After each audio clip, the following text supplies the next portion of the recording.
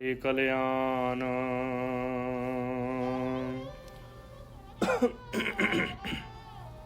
ਗਿਰਾ ਪਿਤਾ ਕੀ ਸੁਨ ਗੁਣ ਐਨਾ, ਸਮਝਾਵਨ ਹਿਤ ਉਚਰੈ ਬੈਨਾ। ਪਹਰਨ ਕੀ ਸਭ ਰੀਤ ਬਤਾਈ, ਜਿਹ ਕਰ ਮਨੁਜ ਪਰਮ ਗਤ ਪਾਈ। ਵਾਹਿਗੁਰੂ ਜੀ ਕਾ ਖਾਲਸਾ, ਵਾਹਿਗੁਰੂ ਜੀ ਕੀ ਫਤਿਹ। ਪਤਿਤ ਪਾਵਨ ਕਿਰਪਾ ਨਿਧਾਨ, ਗਰੀਬ ਨਿਵਾਜ ਜੁਗੋ ਜੁਗ ਅਟਲ। ਵਾਲੀਏ ਕੁਲ ਆਲਮ ਸਰਵਰੇ ਕਾਇਨਾਤ, ਹਜੂਰੇ ਅਨਵਰ ਸ਼ਹਿਨਸ਼ਾਹੇ ਦੋ ਜਹਾਨ। ਧੰਨ ਧੰਨ ਸਤਿਗੁਰੂ ਸ੍ਰੀ ਗੁਰੂ ਗ੍ਰੰਥ ਸਾਹਿਬ ਜੀ ਦੀ ਪਾਵਨ ਪਵਿੱਤਰ ਨਿੱਘੀ ਗੋਦ ਵਿੱਚ ਗੁਰੂ ਰੂਪ ਗੁਰੂ ਖਾਲਸਾ ਸਾਧ ਸੰਗਤ ਜੀਓ, ਸਤਿਗੁਰੂ ਜੀ ਦੀ ਮਹਾਨ ਕਿਰਪਾ ਬਖਸ਼ਿਸ਼ ਦਾ ਸਦਕਾ ਧੰਨ ਧੰਨ ਸਤਿਗੁਰੂ ਸ੍ਰੀ ਗੁਰੂ ਨਾਨਕ ਦੇਵ ਜੀ ਦੇ ਪਾਵਨ ਪਵਿੱਤਰ ਇਤਿਹਾਸ ਦੀ ਕਥਾ ਵਿਚਾਰ ਚੱਲ ਰਹੀ ਹੈ। ਸਤਿਗੁਰੂ ਜੀ ਦੀ ਮਹਾਨ ਕਿਰਪਾ ਬਖਸ਼ਿਸ਼ ਦਾ ਸਦਕਾ ਜੋ ਸਤਿਗੁਰੂ ਜੀ ਨੇ ਆਪਣੇ ਮਾਤਾ ਪਿਤਾ ਜੀ ਦੇ ਉਦਾਰ ਪ੍ਰਤੀ ਉਹਨਾਂ ਦਾ ਉਧਾਰ ਕਰਨ ਵਾਸਤੇ ਪ੍ਰਭੂ ਪਰਮਾਤਮਾ ਵਾਹਿਗੁਰੂ ਜੀ ਦੀ ਭਗਤੀ ਦੇ ਵਿੱਚ ਜੋੜਨ ਵਾਸਤੇ ਸਤਿਗੁਰੂ ਜੀ ਨੇ ਵੈਰਾਗਮਈ ਪਾਵਨ ਪਵਿੱਤਰ ਉਪਦੇਸ਼ ਬਖਸ਼ਿਆ ਹੈ। ਆਓ ਜੀ ਮਨ ਚਿੱਤ ਬਿਰਤੀਆਂ ਇਕਾਗਰ ਕਰਕੇ ਗੁਰੂ ਕਾ ਪਾਵਨ ਪਵਿੱਤਰ ਇਤਿਹਾਸ ਸਰਵਣ ਕਰੀਏ ਜੀ।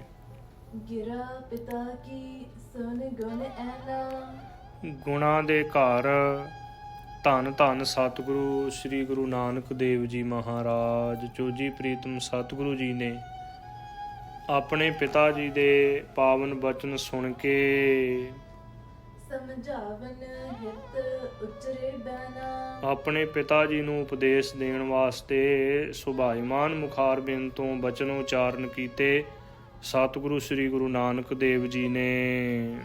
ਪਹਿਰਨ ਕੀ ਸਭ ਰੀਤ ਬਤਾਈ, ਜੋ ਬਸਤਰ ਪਹਿਰਨ ਦੀ ਰੀਤੀ ਹੈ ਨਾ ਜਿਹੜੀ ਉਹ ਦੱਸੀ ਹੈ ਸਤਿਗੁਰੂ ਜੀ ਨੇ। ਬਸਤਰ ਪਹਿਨਣ ਵਾਲੀ ਮਰਿਆਦਾ ਹੈ ਜਿਹੜੀ ਉਹ ਦੱਸੀ ਹੈ ਕਿ ਗੁਰਮੁਖ ਕੈਸੇ ਬਸਤਰ ਧਾਰਨ ਕਰਦੇ ਨੇ। ਜਿਹ ਕਰ ਮਨੁਜ ਪਰਮ ਗਤ ਪਾਈ, ਜਿਨ੍ਹਾਂ ਨੂੰ ਪਹਿਰ ਕੇ ਮਨੁੱਖ ਪਰਮ ਗਤੀ ਕੈਵਲ ਮੁਕਤੀ ਨੂੰ ਪ੍ਰਾਪਤ ਹੁੰਦਾ ਹੈ, ਭਾਵ ਕਿ ਜੰਮਣ ਮਰਨ ਤੋਂ ਰਹਿਤ ਹੋ ਜਾਂਦਾ। ਰੱਤਾ ਪਹਿਨਣ ਮਨ ਰੱਤਾ, ਸਪੇਦੀ ਸਤ ਦਾਨ। ਸਤਿਗੁਰੂ ਜੀ ਨੇ ਬਚਨ ਕੀਤੇ ਕਿ ਪਿਤਾ ਜੀਓ, ਅਸੀਂ ਪਹਿਲਾਂ ਹੀ ਬੜੇ ਸੁੰਦਰ ਸ੍ਰੇਸ਼ਟ ਬਸਤਰ ਧਾਰਨ ਕੀਤੇ ਨੇ। ਕਹਿਣ ਲੱਗੇ ਤੁਸੀਂ ਸਾਡੇ ਵਾਸਤੇ ਬੜੇ ਸੂਹੇ ਬਸਤਰ ਲੈ ਕੇ ਆਏ ਹੋ ਨਾ। ਅਸੀਂ ਪਹਿਲਾਂ ਹੀ ਰੱਤੇ ਹੋਏ ਸੂਹੇ ਬਸਤਰ ਪਹਿਨੇ ਹੋਏ ਨੇ। ਸਤਿਗੁਰੂ ਜੀ ਕਹਿਣ ਲੱਗੇ ਕਿ ਰੱਤਾ ਪਹਿਨਣ ਮਨ ਰੱਤਾ, ਲਾਲ ਸੂਹੇ ਰੱਤੇ ਬਸਤਰ ਪਹਿਨਣੇ ਕੀ ਨੇ ਕਿ ਸਾਡਾ ਮਨ ਰੱਤਾ ਹੈ। ਪਰਮਾਤਮਾ ਵਾਹਿਗੁਰੂ ਜੀ ਦੀ ਭਗਤੀ ਦੇ ਵਿੱਚ, ਪਰਮਾਤਮਾ ਦੀ ਭਗਤੀ ਦੇ ਵਿੱਚ ਸਾਡਾ ਮਨ ਰੱਤਾ ਹੋਇਆ ਹੈ। ਇਕਾਗਰ ਹੋ ਕੇ ਇੱਕ ਮਨ ਇੱਕ ਚਿੱਤ ਹੋ ਕੇ ਪਰਮਾਤਮਾ ਦੀ ਭਗਤੀ ਦੇ ਵਿੱਚ ਅਸੀਂ ਸਦਾ ਵਾਸਤੇ ਲੀਨ ਆ। ਇਹ ਸਤਿਗੁਰੂ ਜੀ ਨੇ ਪਾਵਨ ਪਵਿੱਤਰ ਬਚਨ ਕੀਤੇ ਕਿ ਰੱਤਾ ਪਹਿਨਣ ਮਨ ਰੱਤਾ। ਹਾਂਜੀ, ਪੂਰੀ ਪੰਕਤੀ। ਰੱਤਾ ਪਹਿਨਣ ਮਨ ਰੱਤਾ, ਸਪੇਦੀ ਸਤ ਦਾਨ। ਸਤਿਗੁਰੂ ਜੀ ਬਚਨ ਕਹਿਣ ਲੱਗੇ ਕਿ ਪ੍ਰਮਾਤਮਾ ਦੇ ਨਾਮ ਦੇ ਵਿੱਚ ਜਿਹੜਾ ਮਨ ਰੱਤਾ ਹੈ ਨਾ, ਇਹੋ ਹੀ ਅਸੀਂ ਰੱਤੀ ਪੁਸ਼ਾਕ ਪਹਿਨੀ ਹੋਈ ਹੈ, ਸ੍ਰੇਸ਼ਟ ਬਸਤਰ ਪਹਿਨੇ ਹੋਏ ਨੇ। ਵਾਹਿਗੁਰੂ ਦੇ ਨਾਮ ਦੇ ਵਿੱਚ ਸਾਡਾ ਮਨ ਰੰਗਿਆ ਗਿਆ ਹੈ, ਤਦਾਕਾਰ ਹੋ ਗਿਆ। ਸਦਾ ਵਾਸਤੇ ਦਿਨ ਰਾਤ ਪ੍ਰਮਾਤਮਾ ਦੇ ਨਾਮ ਦੇ ਵਿੱਚ ਲਿਵ ਲਾਈ ਰੱਖਦੇ ਹਾਂ। ਇਹੋ ਅਸੀਂ ਲਾਲ ਪੁਸ਼ਾਕ ਰੱਤੀ ਪੁਸ਼ਾਕ ਪਹਿਨੀ ਹੋਈ ਹੈ ਅਤੇ ਰੱਤਾ ਪਹਿਨਣ ਮਨ ਰੱਤਾ, ਸਾਡਾ ਮਨ ਹੀ ਪ੍ਰਮਾਤਮਾ ਦੇ ਨਾਮ ਦੇ ਵਿੱਚ ਰੱਤਾ ਹੋਇਆ ਹੈ। ਸੁਪੇਦੀ ਸਤ ਦਾਨ ਅਤੇ ਸੁਪੈਦ ਬਸਤਰ ਅਸੀਂ ਇਹ ਪਹਿਰੇ ਹੋਏ ਨੇ ਜੋ ਸੱਚ ਸਰੂਪ ਪਰਮਾਤਮਾ ਵਾਹਿਗੁਰੂ ਜੀ ਦੇ ਨਾਮ ਦਾ ਦਾਨ ਕਰਨਾ, ਨਾਮ ਦਾ ਉਪਦੇਸ਼ ਕਰਨਾ, ਨਾਮ ਦੇ ਉਪਦੇਸ਼ ਸ਼ਬਦ ਨੂੰ ਆਪਣੇ ਹਿਰਦੇ ਦੇ ਵਿੱਚ ਧਾਰਨ ਕਰਨਾ, ਇਹ ਅਸੀਂ ਸੁਪੇਦ ਭਾਵ ਕੇ ਚਿੱਟੀ ਪੁਸ਼ਾਕ ਪਹਿਨੀ ਹੋਈ ਹੈ ਆਪਣੇ ਤਨ ਦੇ ਉੱਤੇ। ਨੀਲੀ ਸਿਆਹੀ ਕਦਾ ਕਰਨੀ, ਪਹਿਰਨ ਪੈਰ ਧਿਆਨ। ਅਤੇ ਸਤਿਗੁਰੂ ਜੀ ਬਚਨ ਕਹਿਣ ਲੱਗੇ ਕਿ ਮਨ ਦੇ ਵਿੱਚੋਂ ਪਾਪਾਂ ਰੂਪੀ ਨੀਲੀ ਸਿਆਹੀ ਕਾਲਖ ਕਦਾ ਕਰਨੀ, ਕਦਾ ਕਰਨੀ ਤੋਂ ਭਾਵ ਹੈ ਕੱਟਣੀ, ਭਾਵ ਕਿ ਜਿਹੜੀ ਪਾਪਾਂ ਦੀ ਕਾਲਖ ਹੈ ਨਾ ਉਹ ਹਿਰਦੇ ਦੇ ਵਿੱਚੋਂ ਕੱਟਣੀ, ਹਿਰਦੇ ਦੇ ਵਿੱਚੋਂ ਕੱਢਣੀ। ਇਹੋ ਹੀ ਅਸੀਂ ਨੀਲੀ ਤੇ ਕਾਲੀ ਪੁਸ਼ਾਕ ਪਹਿਨੀ ਹੋਈ ਹੈ। ਨੀਲੀ ਸਿਆਹੀ ਕਦਾ ਕਰਨੀ, ਪਹਿਰਨ ਪਹਿਰ ਧਿਆਨ। ਅੱਠੇ ਪਹਿਰ ਪਰਮਾਤਮਾ ਦੇ ਚਰਨਾਂ ਨੂੰ ਆਪਣੇ ਹਿਰਦੇ ਦੇ ਵਿੱਚ, ਜੋ ਆਪਣੇ ਪਰਮਾਤਮਾ ਦੇ ਚਰਨਾਂ ਦੇ ਵਿੱਚ ਆਪਣੇ ਮਨ ਦੀ ਬਿਰਤੀ ਨੂੰ ਜੋੜਿਆ ਹੋਇਆ ਹੈ। ਪਹਿਰਨ ਪਹਿਰ ਧਿਆਨ, ਧਿਆਨ ਜੋੜਿਆ ਹੋਇਆ ਹੈ ਅੱਠੇ ਪਹਿਰ ਪਰਮਾਤਮਾ ਵਾਹਿਗੁਰੂ ਜੀ ਦੇ ਨਾਮ ਦੇ ਵਿੱਚ।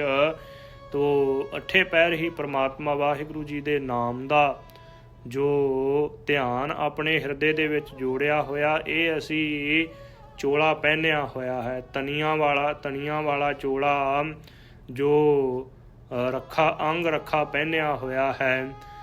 ਤੋ ਇਸ ਪ੍ਰਕਾਰ ਆਪਣੇ ਤਨ ਦੇ ਉੱਪਰ ਇਹ ਸੁੰਦਰ ਬਸਤਰ ਪਹਿਨੇ ਹੋਏ ਨੇ। ਨੀਲੀ ਸਿਆਹੀ ਕਦਾ ਕਰਨੀ, ਨੀਲੇ ਤੇ ਕਾਲੇ ਬਸਤਰ ਇਹ ਪਹਿਨੇ ਹੋਏ ਨੇ ਕਿ ਪਾਪਾਂ ਦੀ ਕਾਲਖ ਨੂੰ ਅਸੀਂ ਕੱਟਿਆ ਹੈ, ਪਾਪਾਂ ਦੀ ਕਾਲਖ ਨੂੰ ਖਤਮ ਕਰ ਦਿੱਤਾ ਹੈ। ਪਰਮਾਤਮਾ ਵਾਹਿਗੁਰੂ ਜੀ ਦੀ ਬੰਦਗੀ ਕਰਕੇ, ਨਾਮ ਜਪ ਕੇ ਪਾਪਾਂ ਦੀ ਕਾਲਖ ਨੂੰ ਹਿਰਦੇ ਦੇ ਵਿੱਚੋਂ ਕੱਟ ਦਿੱਤਾ। ਤੇ ਸੁਪੈਦ ਬਸਤਰ ਚਿੱਟਾ ਚੋਲਾ ਅਸੀਂ ਇਹ ਪਹਿਨਿਆ ਹੋਇਆ ਹੈ ਕਿ ਪਰਮਾਤਮਾ ਵਾਹਿਗੁਰੂ ਜੀ ਦੇ ਨਾਮ ਰੂਪ ਚਰਨਾਂ ਦੇ ਵਿੱਚ ਆਪਣੀ ਚਿੱਤ ਬਿਰਤੀ ਨੂੰ, ਧਿਆਨ ਨੂੰ ਸਦਾ ਵਾਸਤੇ ਜੋੜਿਆ ਹੋਇਆ। ਕਮਰ ਬੰਦ ਸੰਤੋਖ ਕਾ, ਧਨ ਜੋਬਨ ਤੇਰਾ ਨਾਮ। ਤੇ ਸੰਤੋਖ ਦਾ ਕਮਰ ਕੱਸਾ ਕੀਤਾ ਹੋਇਆ। ਕਮਰ ਬੰਦ ਸੰਤੋਖ ਕਾ, ਜਿਹੜਾ ਸੰਤੋਖ ਨੂੰ ਧਾਰਨ ਕਰਨਾ ਇਹ ਕਮਰ ਬੰਦ, ਕਮਰ ਨੂੰ ਕੱਸ ਕੇ ਰੱਖਿਆ ਹੋਇਆ ਏ। ਜਿਵੇਂ ਸਾਧੂ ਮਹਾਤਮਾ ਜੋ ਸੰਤੋਖ ਰੱਖ ਕੇ ਭੋਜਨ ਛਕਦੇ ਨੇ, ਕਹਿਣ ਤੋਂ ਭਾਵ ਕਿ ਕੁਝ ਭੁੱਖ ਰੱਖ ਲੈਂਦੇ ਨੇ, ਬਹੁਤਾ ਜ਼ਿਆਦਾ ਨਹੀਂ ਛਕਦੇ। ਤੋ ਇਸੇ ਹੀ ਤਰ੍ਹਾਂ ਸਤਿਗੁਰੂ ਜੀ ਬਚਨ ਕਰਦੇ ਕਮਰ ਬੰਦ ਸੰਤੋਖ ਕਾ, ਜਿਹੜਾ ਅਸੀਂ ਸੰਤੋਖ ਵਾਲਾ ਗੁਣ ਧਾਰਨ ਕੀਤਾ ਹੋਇਆ ਹੈ ਨਾ, ਇਹੋ ਹੀ ਅਸੀਂ ਕਮਰ ਕੱਸਾ ਕੀਤਾ ਹੋਇਆ। ਕਹਿਣ ਤੋਂ ਭਾਵ ਕਿ ਜਦੋਂ ਘੋੜੇ ਦੇ ਉੱਪਰ ਸਵਾਰ ਹੋਈਏ ਤੇ ਉਸ ਸਮੇਂ ਕਮਰ ਕੱਸਾ ਕਰਨਾ ਪੈਂਦਾ ਹੈ। ਜਦੋਂ ਮੈਦਾਨੇ ਜੰਗ ਦੇ ਵਿੱਚ ਯੁੱਧ ਕਰਨਾ ਹੋਵੇ ਉਸ ਸਮੇਂ ਕਮਰ ਕੱਸਾ ਕਰਨਾ ਪੈਂਦਾ ਹੈ। ਤੋ ਇਸੇ ਹੀ ਤਰ੍ਹਾਂ ਸਤਿਗੁਰੂ ਜੀ ਬਚਨ ਕਰਦੇ ਹਨ ਕਿ ਹਉ ਗੁਸਾਈ ਦਾ ਪਹਿਲਵਾਨੜਾ, ਮੈਂ ਗੁਰ ਮਿਲ ਉੱਚ ਦਮਾਲੜਾ, ਸਭ ਹੋਈ ਛਿੰਝ ਇਕੱਠੀਆਂ, ਦਈਓ ਬੈਠਾ ਵੇਖੈ ਆਪ ਜੀਓ। ਇਸ ਪ੍ਰਕਾਰ ਦੇ ਬਚਨ ਤੇ ਜਾਂ ਸਤਿਗੁਰੂ ਜੀ ਕਹਿੰਦੇ ਨੇ ਕਿ ਮੈਂ ਮਾਲਕ ਅਕਾਲ ਪੁਰਖ ਪਰਮੇਸ਼ਰ ਵਾਹਿਗੁਰੂ ਜੀ ਦਾ ਪਹਿਲਵਾਨ ਹਾਂ, ਤੇ ਜਾਂ ਜੋ ਵਿਕਾਰਾਂ ਦੇ ਨਾਲ ਯੁੱਧ ਕਰਨ ਵਾਲਾ ਉਹ ਪਰਮਾਤਮਾ ਵਾਹਿਗੁਰੂ ਜੀ ਦਾ ਸੂਰਮਾ ਹਾਂ, ਯੋਧਾ ਹਾਂ ਮੈਂ। ਤੋ ਇਸ ਕਰਕੇ ਸਤਿਗੁਰੂ ਜੀ ਕਹਿੰਦੇ ਕਿ ਜਿਨ੍ਹਾਂ ਨੇ ਸ਼ਸਤਰ ਪਹਿਨੇ ਹੋਣ, ਜੋ ਘੋੜੇ ਦੀ ਸਵਾਰੀ ਕਰਨ, ਤੇ ਉਹਨਾਂ ਨੂੰ ਫਿਰ ਕਮਰ ਕੱਸਾ ਵੀ ਕਰਨਾ ਪੈਂਦਾ ਹੈ। ਇਸ ਕਰਕੇ ਕਹਿੰਦੇ ਅਸੀਂ ਸੰਤੋਖ ਦਾ ਕਮਰ ਕੱਸਾ ਕੀਤਾ ਹੋਇਆ। ਅੱਗੇ ਜਾ ਕੇ ਦੱਸਣਗੇ ਘੋੜਾ ਕਿਹੜਾ ਹੈ, ਸ਼ਸਤਰ ਕਿਹੜੇ ਫੜੇ ਹੋਏ ਨੇ ਅਸੀਂ, ਉਹ ਵੀ ਸਤਿਗੁਰੂ ਜੀ ਬੜੇ ਵਿਸਥਾਰ ਦੇ ਸਹਿਤ ਸਤਿਗੁਰੂ ਜੀ ਕਿਰਪਾ ਕਰਕੇ ਦੱਸਣਗੇ।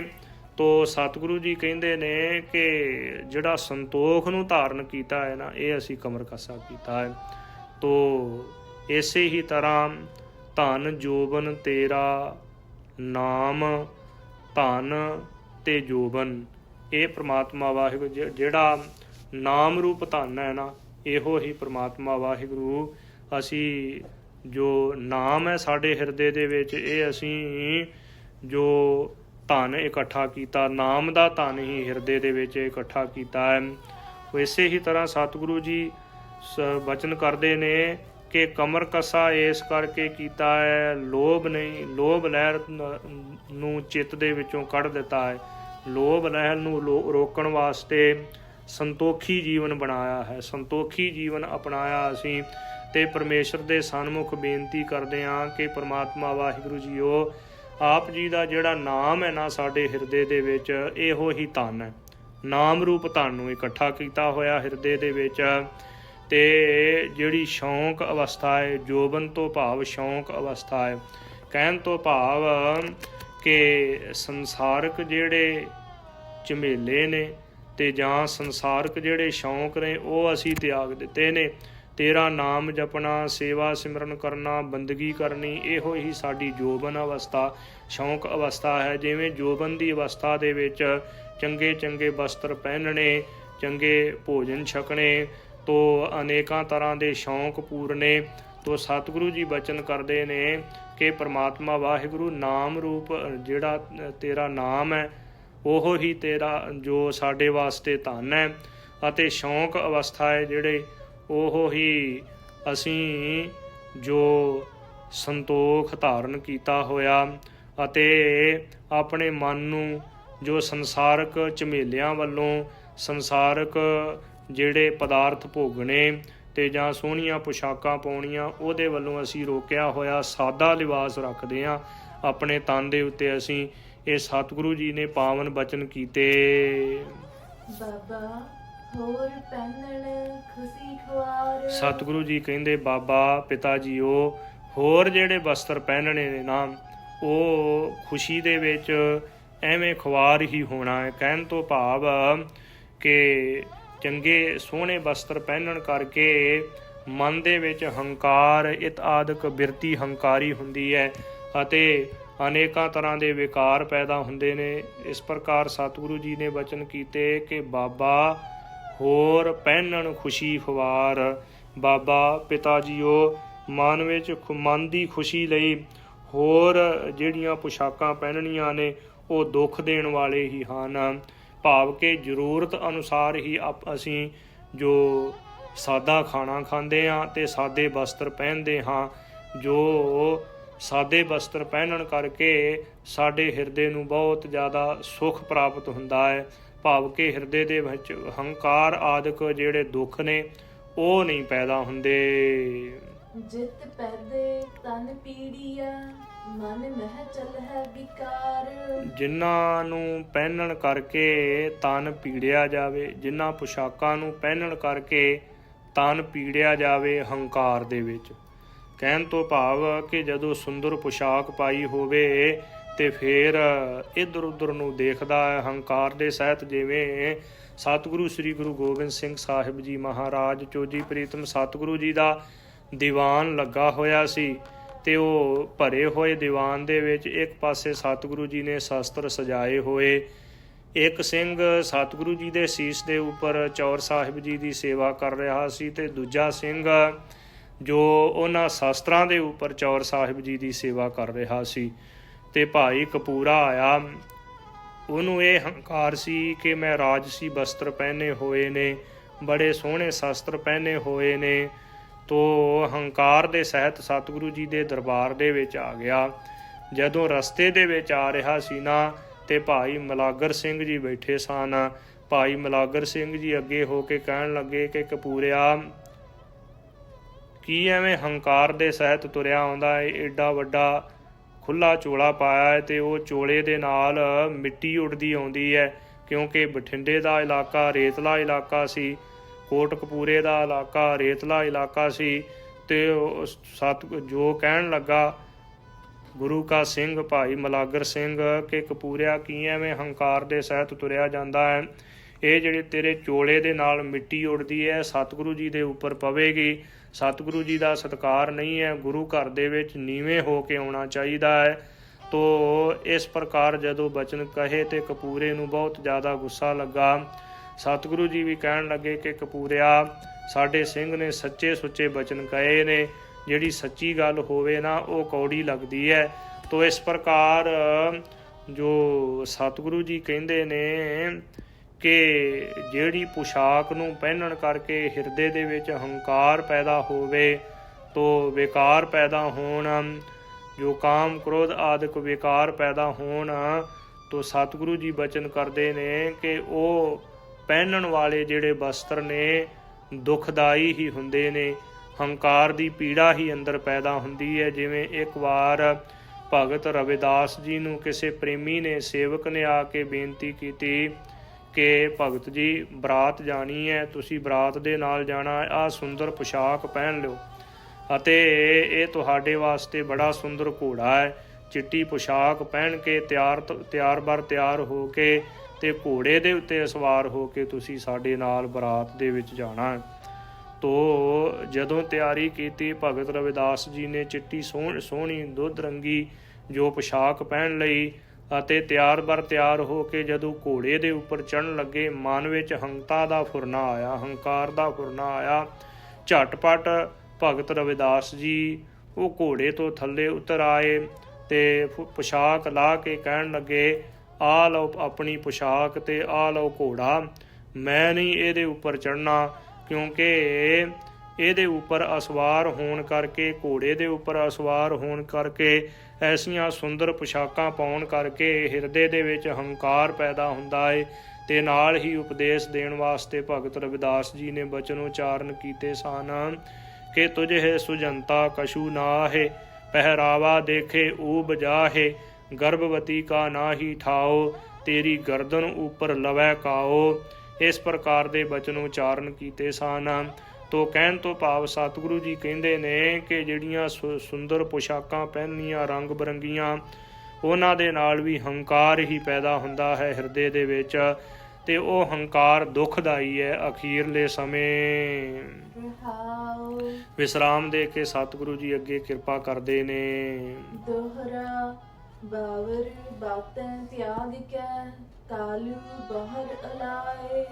ਤੋ ਬਾਬਾ ਕਲਿਆਣ ਚੰਦ ਜੀ ਨੇ ਸਤਿਗੁਰੂ ਸ੍ਰੀ ਗੁਰੂ ਨਾਨਕ ਦੇਵ ਜੀ ਨੂੰ ਇਹ ਬਚਨ ਕਹੇ ਕਿ ਪੁੱਤਰ, ਐਵੇਂ ਬੌਰੀਆਂ ਗੱਲਾਂ, ਐਵੇਂ ਕਮਲੀਆਂ ਗੱਲਾਂ ਛੱਡ ਦੇਣਾ ਕਰੋ।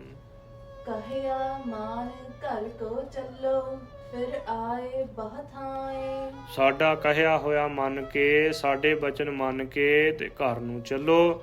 ਬਹੁਤ ਥਾਵਾਂ ਦੇ ਉੱਤੇ ਫਿਰ ਕੇ ਆਏ ਹੋ ਤੁਸੀਂ, ਬੜੇ ਦੂਰ ਦੁਰਾਡੇ ਦੇਸਾਂ ਪ੍ਰਦੇਸਾਂ ਦੇ ਵਿੱਚ ਸੈਰ ਕਰ ਲਈ ਹੈ, ਇਸ ਕਰਕੇ ਹੁਣ ਸਾਡੇ ਨਾਲ ਚੱਲੋ ਜੀ। ਚੌਪਈ ਰਹੋ ਧਾਮ ਕੀ ਜੈ ਬਿਸਰਾਮ। ਇੱਥੇ ਘਰ ਦੇ ਵਿੱਚ ਹੀ ਰਹੋ ਤੇ ਵਿਸਰਾਮ ਕਰੋ ਘਰ ਦੇ ਵਿੱਚ ਬੈਠ ਕੇ। ਜਾਵਨ ਕੋ ਨਹਿ ਲੀਜਾ ਨਾਮ।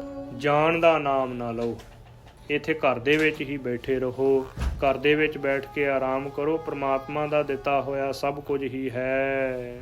ਬਾਜਨ ਪਰ ਆਰੂੜਤ ਹੋਵਹੁ। ਜਿਹੜੀ ਘੋੜੀ ਹੈ ਨਾ, ਘਰ ਦੇ ਵਿੱਚ ਬੜੇ ਸੁੰਦਰ ਨਸਲ ਦੀ ਘੋੜੀ ਹੈ, ਉਹਦੇ ਉੱਪਰ ਅਸਵਾਰ ਹੋਵੋ। ਚਰਨ ਚਲਨ ਸ਼ਰਮ ਸਭ ਹੀ ਹੋਵਹੁ। ਤੋ ਚਰਨਾਂ ਦੇ ਨਾਲ ਚੱਲ ਕੇ ਬਹੁਤ ਜ਼ਿਆਦੀ ਥਕਾਵਟ ਹੋਈ ਹੋਵੇਗੀ। ਘੋੜੇ ਘੋੜੀਆਂ ਅਤੇ ਚੰਗੇ ਸੁੰਦਰ ਵਾਹਨ ਨੇ ਘਰ ਦੇ ਵਿੱਚ, ਉਹਨਾਂ ਦੇ ਉੱਪਰ ਅਸਵਾਰ ਹੋਵੋ। ਜੇ ਰੱਥ ਦੇ ਉੱਪਰ ਚੜ੍ਹਨ ਦੀ ਇੱਛਾ ਹੋਵੇ ਤੇ ਰੱਥ ਵੀ ਹਾਜ਼ਰ ਹੋਵੇਗਾ। ਘੋੜੇ ਘੋੜੀਆਂ ਇਤਆਦਿਕ ਜੋ ਸਾਰੀਆਂ ਅਸਵਾਰੀਆਂ ਆਪਣੇ ਘਰ ਦੇ ਵਿੱਚ ਨੇ, ਇਹ ਸਭ ਕੁਝ ਪ੍ਰਾਪਤ ਹੋਵੇਗਾ। ਜੇ ਆਪ ਜੋ ਅਸਵਾਰੀ ਕਰਨਾ ਚਾਹੋ, ਭਾਵ ਕਿ ਦੂਰ ਦੁਰਾਡੇ ਦੇਸਾਂ ਪ੍ਰਦੇਸਾਂ ਦੇ ਵਿੱਚ ਚਰਨਾਂ ਦੇ ਨਾਲ ਹੀ ਤੁਰ ਕੇ ਘੁੰਮ ਕੇ ਆਏ ਹੋ ਤੁਸੀਂ। ਸੁਨ ਸ਼੍ਰੀ ਨਾਨਕ ਬੈਨ ਉਚਾਰੇ। ਸਤਿਗੁਰੂ ਸ੍ਰੀ ਗੁਰੂ ਨਾਨਕ ਦੇਵ ਜੀ ਨੇ ਪਿਤਾ ਜੀ ਦੇ ਬਚਨ ਸੁਣ ਕੇ ਸੁਭਾਇਮਾਨ ਮੁਖਾਰਬਿੰਦ ਤੋਂ ਬਚਨ ਉਚਾਰਨ ਕੀਤੇ। ਇਹ ਬਾਜਨ ਨਹਿ ਕਾਜ ਹਮਾਰੇ। ਸਤਿਗੁਰੂ ਜੀ ਕਹਿਣ ਲੱਗੇ ਕਿ ਪਿਤਾ ਜੀਓ, ਇਹ ਜਿਹੜੀ ਘੋੜੀ ਹੈ ਨਾ, ਜਾਂ ਘੋੜੇ ਅਸਵਾਰੀਆਂ ਕਰਨੀਆਂ ਨੇ ਜਿਹੜੀਆਂ, ਇਹ ਸਾਡੇ ਕਿਸੇ ਵੀ ਕੰਮ ਨਹੀਂ। ਸੁੰਦਰ ਸਦਾ ਰਹਿਤ ਜੋ ਸੰਗਾ। ਜੋ ਸੁੰਦਰ ਅਤੇ ਸਦਾ ਹੀ ਅੰਗ ਸੰਗ ਰਹਿੰਦਾ ਹੈ। ਐਸੋ ਹੈ ਮਮ ਪਾਸ ਤੁਰੰਗਾ। ਐਸਾ ਹੈ ਸਾਡੇ ਪਾਸ ਘੋੜਾ, ਜੋ ਸਰੀਰ ਰੂਪ ਘੋੜਾ ਹੈ ਨਾ, ਇਹ ਸਦਾ ਵਾਸਤੇ ਸਾਡੇ ਨਾਲ ਰਹਿੰਦਾ ਹੈ। ਅਤੇ ਹਾਂਜੀ, ਕਾਲੂ ਕਹ ਨਾ ਦੇਤ ਦਿਖਾਈ। ਸਤਿਗੁਰੂ ਜੀ ਨੂੰ ਬਾਬਾ ਕਾਲੂ ਜੀ ਕਹਿਣ ਲੱਗੇ ਕਿ ਪੁੱਤਰ ਜੀਓ, ਜਿਹੜਾ ਤੁਹਾਡੇ ਪਾਸ ਬੜਾ ਸੁੰਦਰ ਘੋੜਾ ਹੈ, ਉਹ ਸਾਨੂੰ ਦਿਖਾਈ ਨਹੀਂ ਦਿੰਦਾ। ਅਸ ਤੁਰੰਗ ਬਾਂਧਿਓ ਕਿਹ ਥਾਈ। ਐਸਾ ਜਿਹੜਾ ਘੋੜਾ ਹੈ, ਉਹ ਤੁਸੀਂ ਕਿੱਥੇ ਬੰਨਿਆ ਹੋਇਆ ਹੈ, ਦੱਸਣਾ ਕਰੋ ਜੀ। ਸੁਨ ਪਿਤ ਕੇ ਬਚ ਪੰਕਜ ਬਦਨਾ। ਕਮਲ ਸਰੀਖੇ ਨੇਤਰਾਂ ਵਾਲੇ ਧੰਨ ਧੰਨ ਸਤਿਗੁਰੂ ਸ੍ਰੀ ਗੁਰੂ ਨਾਨਕ ਦੇਵ ਜੀ ਆਪਣੇ ਪਿਤਾ ਸਤਿਕਾਰਯੋਗ ਪਿਤਾ ਬਾਬਾ ਕਲਿਆਣ ਚੰਦ ਜੀ ਦੇ ਬਚਨ ਸੁਣ ਕੇ ਤ੍ਰਿਤਿਯ ਸ਼ਬਦ ਪਦ ਕਹਿ ਸੁਖ ਸਦਨਾ। ਸ਼ਬਦ ਦਾ ਤੀਸਰਾ ਪਾਦ ਹੈ ਨਾ, ਜਿਹੜਾ ਤੀਸਰੀ ਪੌੜੀ ਹੈ ਜਿਹੜੀ, ਉਹ ਉਚਾਰਨ ਕਰਨ ਲੱਗੇ ਕਮਲ ਸਰੀਖੇ ਮੁਖਾਰ ਬਿਨ ਤੋਂ ਧੰਨ ਧੰਨ ਸਤਿਗੁਰੂ ਸ੍ਰੀ ਗੁਰੂ ਨਾਨਕ ਦੇਵ ਜੀ ਮਹਾਰਾਜ। ਘੋੜੇ ਪਾਖਰ ਸੋਇਨੇ ਸਾਖਤ ਬੁੱਝਣ ਤੇਰੀ ਵਾਟ। ਬੂਝਣ ਤੇਰੀ ਵਾਟ। ਤੋ ਸਤਿਗੁਰੂ ਜੀ ਬਚਨ ਕਹਿਣ ਲੱਗੇ ਕਿ ਪਿਤਾ ਜੀਓ, ਸਾਡੇ ਪਾਸ ਇੱਕ ਤਾਂ ਪ੍ਰਮਾਤਮਾ ਦਾ ਬਖਸ਼ਿਆ ਹੋਇਆ ਸਰੀਰ ਰੂਪ ਘੋੜਾ ਹੈ। ਇਹ ਸਰੀਰ ਰੂਪ ਘੋੜੇ ਦੇ ਉੱਪਰ ਅਸੀਂ ਅਸਵਾਰੀ ਕਰਦੇ ਹਾਂ। ਘੋੜੇ ਪਾਖਰ ਸੋਇਨੇ ਸਾਖਤ ਬੂਝਣ ਤੇਰੀ ਵਾਟ। ਸਤਿਗੁਰੂ ਜੀ ਬਚਨ ਕਰਨ ਲੱਗੇ ਦੂਜੀ ਗੱਲ ਇਹ ਕਿ ਪਿਤਾ ਜੀਓ, ਸਾਡੇ ਪਾਸ ਧਰਮ ਰੂਪ ਘੋੜਾ ਹੈ, ਧਰਮ ਰੂਪੀ ਘੋੜਾ ਹੈ। ਉਹਦੇ ਉੱਤੇ ਅਸੀਂ ਅਸਵਾਰੀ ਕੀਤੀ ਹੈ। ਤੇ ਫਿਰ ਜਤ ਰੂਪੀ ਪਾਖਰ ਹੈ, ਪਾਖਰ ਭਾਵ ਕੇ ਕਾਠੀ ਹੈ, ਜਤ ਰੂਪ ਉਹਦੇ ਉੱਪਰ ਕਾਠੀ ਪਾਈ ਹੋਈ ਹੈ। ਤੇ ਫਿਰ ਸਤ ਰੂਪੀ ਕੰਡਿਆਲਾ ਪਾਇਆ ਹੋਇਆ, ਲਗਾਮ ਜਿਹਨੂੰ ਕਹਿੰਦੇ ਨੇ। ਤੋਂ ਕਿਉਂਕਿ ਕੰਡਿਆਲਾ ਪਾਉਣ ਤੋਂ ਬਿਨਾ ਘੋੜਾ ਰੁਕ ਨਹੀਂ ਸਕਦਾ, ਘੋੜੇ ਨੂੰ ਸਾਂਭਿਆ ਨਹੀਂ ਜਾ ਸਕਦਾ। ਜਿੰਨਾ ਸਮਾਂ ਕੰਡਿਆਲਾ ਨਾ ਪਾਇਆ ਹੋਵੇ ਘੋੜਾ ਸਾਂਭਿਆ ਨਹੀਂ ਜਾ ਸਕਦਾ। ਤੋ ਸਤਿਗੁਰੂ ਜੀ ਕਹਿਣ ਲੱਗੇ ਕਿ ਜਤ ਰੂਪ ਉਹ ਇਹ ਘੋੜੇ ਦੇ ਉੱਪਰ, ਧਰਮ ਰੂਪ ਘੋੜੇ ਦੇ ਉੱਤੇ ਜਤ ਰੂਪ ਕਾਠੀ ਪਾਈ ਹੋਈ ਹੈ ਤੇ ਸਤ ਰੂਪੀ ਕੰਡਿਆਲਾ ਪਾਇਆ ਹੋਇਆ। ਸਤ ਪ੍ਰਤੱਗੀ ਰਹਿਣਾ, ਜਤ ਸਤ ਦੇ ਵਿੱਚ ਪਰਪੱਕ ਰਹਿਣਾ, ਇਹ ਗੁਣ ਧਾਰਨ ਕੀਤੇ। ਧਰਮ ਰੂਪ ਘੋੜਾ ਹੈ ਤੇ ਜਤ ਰੂਪੀ ਅਸੀਂ ਕਾਠੀ ਧਾਰਨ ਕੀਤੀ ਹੋਈ ਹੈ ਤੇ ਸਤ ਰੂਪੀ ਕੰਡਿਆਲਾ ਪਾਇਆ ਹੋਇਆ ਹੈ ਉੱਪਰ ਘੋੜੇ ਦੇ। ਜੋ ਘੋੜੇ ਪਾਖਰ ਸੋਇਨੇ ਸਾਖਤ ਬੂਝਣ ਤੇਰੀ ਵਾਟ। ਤੋ ਇਸ ਪ੍ਰਕਾਰ ਸਤਿਗੁਰੂ ਜੀ ਨੇ ਬਚਨ ਕੀਤੇ ਕਿ ਸਤ ਰੂਪੀ ਸੋਨੇ ਦੀ ਦੁਮਚੀ ਪਾਈ ਹੋਈ ਹੈ। ਤੋ ਇਸੇ ਹੀ ਪ੍ਰਕਾਰ ਸਤਿਗੁਰੂ ਜੀ ਨੇ ਬਚਨ ਕੀਤੇ ਜਿਹੜੀ ਘੋੜੇ ਦੀ ਦੁਮ ਹੁੰਦੀ, ਕਹਿਣ ਤੋਂ ਭਾਵ ਕਿ ਜਿਹੜੀ ਪੂਛ ਹੁੰਦੀ ਹੈ ਨਾ ਘੋੜੇ ਦੀ, ਉਹਨੂੰ ਇੱਕ ਜੋ ਚਮੜੇ ਦਾ ਪਟਾ ਪਾ ਕੇ, ਬੱਦਰੀ ਜੀ ਪਾ ਕੇ ਤੇ ਫਿਰ ਕਾਠੀ ਦੇ ਨਾਲ ਬੰਨੀ ਹੁੰਦੀ ਹੈ। ਤੋ ਇਸ ਪ੍ਰਕਾਰ ਸਤਿਗੁਰੂ ਜੀ ਬਚਨ ਕਰਦੇ ਨੇ ਕਿ ਜਿਹੜੀ ਦੁਮਚੀ ਹੈ ਨਾ, ਉਹ ਅਸੀਂ ਸਤ ਰੂਪ ਸੋਨੇ ਦੀ ਦੁਮਚੀ ਪਾਈ ਹੋਈ ਹੈ ਘੋੜੇ ਨੂੰ। ਤੋ ਘੋੜੇ ਨੂੰ ਤਿਆਰ ਕੀਤਾ ਹੋਇਆ ਹੈ। ਤੋ ਇਸੇ ਹੀ ਤਰ੍ਹਾਂ ਸਤਿਗੁਰੂ ਜੀ ਕਹਿੰਦੇ ਨੇ ਕਿ ਸੰਤੋਖ ਦਾ ਜੋ ਕਮਰ ਕੱਸਾ ਕੀਤਾ ਹੋਇਆ ਘੋੜੇ ਨੂੰ। ਤੋ ਇਸ ਪ੍ਰਕਾਰ ਇਹ ਬਚਨ ਉੱਪਰ ਆ ਗਏ ਨੇ, ਸਤਿਗੁਰੂ ਜੀ ਨੇ ਉੱਪਰ ਬਚਨ ਕੀਤੇ ਉੱਪਰ ਵਾਲੀਆਂ ਪੰਕਤੀਆਂ ਦੇ। ਤੋ ਇਸ ਪ੍ਰਕਾਰ ਸਤਿਗੁਰੂ ਜੀ ਨੇ ਅੱਗੇ ਬਚਨ ਕੀਤੇ ਕਿ ਇਹ ਤਰੀਕੇ ਦੇ ਨਾਲ ਅਸੀਂ ਜੋ ਘੋੜੇ ਨੂੰ ਤਿਆਰ ਕੀਤਾ ਹੋਇਆ ਧਰਮ ਰੂਪ ਘੋੜਾ ਹੈ, ਜੋ ਜਤ ਰੂਪ ਕਾਠੀ ਪਾਈ ਹੋਈ ਹੈ ਤੇ ਸਤ ਰੂਪ ਕੰਡਿਆਲਾ ਪਾਇਆ ਹੋਇਆ ਹੈ। ਤੋ ਇਸੇ ਹੀ ਤਰ੍ਹਾਂ ਜਿਹੜੀ ਦੁਮਚੀ ਉਹ ਵੀ ਪਾਈ ਹੋਈ ਹੈ। ਤੋ ਇਹ ਸਤਿਗੁਰੂ ਜੀ ਨੇ ਬਚਨ ਕੀਤੇ ਕਿ ਫਿਰ ਜਿਹੜੇ ਅੰਤਰੀਵ ਗੁਣ ਨੇ ਉਹਨਾਂ ਦੇ ਬਾਰੇ ਬਚਨ ਕਰਦੇ ਨੇ ਕਿ ਕਰੁਣਾ, ਮੁਦਤਾ, ਮੈਤਰੀ, ਅਪੇਖਿਆ। ਤੋ ਇਹ ਵੀ ਦੁਮਚੀ ਜੋ ਪਾਈ ਹੋਈ ਹੈ। ਫਿਰ ਤੇ ਪਰਮਾਤਮਾ ਵਾਹਿਗੁਰੂ ਬੂਝਣ ਤੇਰੀ ਵਾਟ। ਜਿਹੜੇ ਤੇਰੇ ਧਰਮ ਦੇ ਰਸਤੇ ਦੇ ਉੱਪਰ ਚੱਲਣਾ ਹੈ ਨਾ, ਭਗਤੀ ਦੇ ਰਸਤੇ ਦੇ ਉੱਪਰ ਚੱਲਣਾ ਹੈ, ਗਿਆਨ ਦੇ ਰਸਤੇ ਦੇ ਉੱਪਰ ਚੱਲਣਾ, ਇਹ ਸਾਡਾ ਰਸਤਾ ਹੈ। ਇਹ ਰਸਤੇ ਦੇ ਉੱਪਰ ਅਸੀਂ ਸਦਾ ਵਾਸਤੇ ਚੱਲਦੇ ਰਹਿੰਦੇ ਹਾਂ। ਆਪ ਭਗਤੀ ਦ੍ਰਿੜ ਕਰਦੇ ਹਾਂ ਤੇ ਹੋਰਾਂ ਨੂੰ ਭਗਤੀ ਦ੍ਰਿੜ ਕਰਵਾਉਂਦੇ ਹਾਂ। ਭਗਤੀ ਗਿਆਨ ਦੇ ਸਹਿਤ ਭਗਤੀ ਹੋਰਾਂ ਨੂੰ ਦ੍ਰਿੜ ਕਰਵਾਉਂਦੇ ਹਾਂ। ਇਸ ਪ੍ਰਕਾਰ ਜੋ ਇਹ ਅਸੀਂ ਜੋ ਮਰਿਆਦਾ ਧਾਰਨ ਕੀਤੀ ਹੋਈ ਹੈ। ਤਰਕਸ ਤੀਰ ਕਮਾਨ ਸੰਗ ਤੇਗ ਬੰਦ ਗੁਣ ਧਾਤ। ਤੋ ਸਤਿਗੁਰੂ ਜੀ ਬਚਨ ਕਰਦੇ ਕਿ ਸਾਡਾ ਜਿਹੜਾ ਹਿਰਦਾ ਹੈ ਨਾ, ਇਹ ਸੰਤੋਖ ਵਾਲਾ ਹਿਰਦਾ ਹੈ। ਸੰਤੋਖ ਦਾ ਭੱਥਾ ਹੈ ਸਾਡੇ ਪਾਸ। ਤੇ ਫਿਰ ਪ੍ਰੇਮ ਰੂਪੀ ਤੀਰ ਹੈ।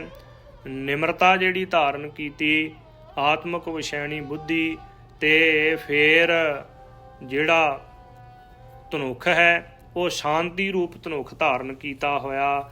ਸਾਡੇ ਕੋਲ ਜਿਹੜੀ ਸਾਂਗ ਬਰਸ਼ੀ ਹੈ ਉਹ ਵੀ ਧਾਰਨ ਕੀਤੀ, ਗਿਆਨ ਦੀ ਬਰਸ਼ੀ ਗਿਆਨ ਤੇ ਭਗਤੀ ਦੀ ਬਰਸ਼ੀ ਹੈ ਸਾਡੇ ਪਾਸ। ਤੋ ਇਸੇ ਹੀ ਤਰ੍ਹਾਂ ਗਿਆਨ ਦੀ ਬਰਸ਼ੀ ਤੇ ਭਗਤੀ ਦੀ ਕਿਰਪਾਨ ਧਾਰਨ ਕੀਤੀ ਹੋਈ ਹੈ ਕਮਰ ਕੱਸੇ ਦੇ ਵਿੱਚ। ਇਹ ਅਸੀਂ ਐਸੇ ਸ੍ਰੇਸ਼ਟ ਗੁਣ ਧਾਰਨ ਕੀਤੇ ਹੋਏ ਨੇ ਜਿਹੜੇ ਸੂਰਮੇ ਨੇ ਨਾ, ਉਹਨਾਂ ਦੇ ਪਾਸ ਵੱਖੋ ਵੱਖਰੇ ਥਾਂ ਦੇ ਉੱਪਰ ਵਰਤਣ ਵਾਸਤੇ ਸ਼ਸਤਰ ਹੁੰਦੇ ਨੇ। ਤੋ ਜਿਵੇਂ ਕੋਈ ਦੂਰੋਂ ਹਮਲਾ ਕਰੇ, ਦੂਰ ਖੜੇ ਨੂੰ ਮਾਰਨ ਵਾਸਤੇ ਤੀਰ ਹੁੰਦੇ ਨੇ, ਭੱਥੇ ਦੇ ਵਿੱਚੋਂ ਕੱਢ ਕੇ ਤਿੱਖੇ ਤਿੱਖੇ ਕਪਰੇ ਤੀਰ ਛੱਡਦੇ ਨੇ। ਇਸੇ ਹੀ ਤਰ੍ਹਾਂ ਜੋ ਸਤਿਗੁਰੂ ਜੀ ਕਹਿੰਦੇ ਕਿ ਸੰਤੋਖ ਵਾਲਾ ਹਿਰਦਾ ਹੈ ਜਿਹੜਾ ਸਾਡਾ, ਇਹ ਭੱਥੇ ਦੇ ਵਿੱਚ ਤੀਰ ਪਾਏ ਹੋਏ ਨੇ। ਤੇ ਫਿਰ ਜੋ ਦੁਸ਼ਮਣਾਂ ਦੇ ਉੱਪਰ ਹਮਲਾ ਕਰਨ ਵਾਸਤੇ ਜੋ ਇਹ ਸਾਡੇ ਪਾਸ ਭੱਥਾ ਹੈ, ਸੰਤੋਖ ਰੂਪ ਭੱਥਾ ਹੈ, ਤੇ ਭੱਥੇ ਦੇ ਵਿੱਚ ਪ੍ਰੇਮ ਰੂਪ ਤੀਰ ਪਾਏ ਹੋਏ ਨੇ। ਤੇ ਜਿਹੜੀ ਨਿਮਰਤਾ ਧਾਰਨ ਕੀਤੀ, ਇਹ ਆਤਮਿਕ ਵਿਸ਼ੈਣੀ ਬੁੱਧੀ ਹੈ, ਮਤ ਹੈ, ਇਹ ਸਾਡੀ ਕਮਾਨ ਹੈ, ਤੋ ਧਨੁਖ ਹੈ।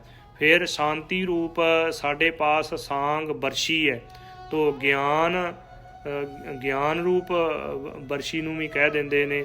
ਤੋ ਇਸੇ ਹੀ ਤਰ੍ਹਾਂ ਭਗਤੀ ਰੂਪ ਕਿਰਪਾਨ ਧਾਰਨ ਕੀਤੀ ਹੋਈ ਹੈ, ਕਮਰ ਕੱਸੇ ਦੇ ਵਿੱਚ ਕੱਸ ਕੇ ਬੰਨੀ ਹੋਈ ਹੈ। ਜਦੋਂ ਐਸੇ ਜਿਹੜੇ ਸ਼ਾਸਤਰ ਧਾਰਨ ਕਰਕੇ ਤੇ ਜਿਹੜੇ ਸਾਡੇ ਦੁਸ਼ਮਣ ਨੇ ਨਾ, ਦੁਸ਼ਮਣ ਕਿਹੜੇ? ਕਾਮ, ਕ੍ਰੋਧ, ਹੰਕਾਰ, ਇਹ ਸਾਡੇ ਸਾਰੇ ਹੀ ਦੁਸ਼ਮਣ ਨੇ।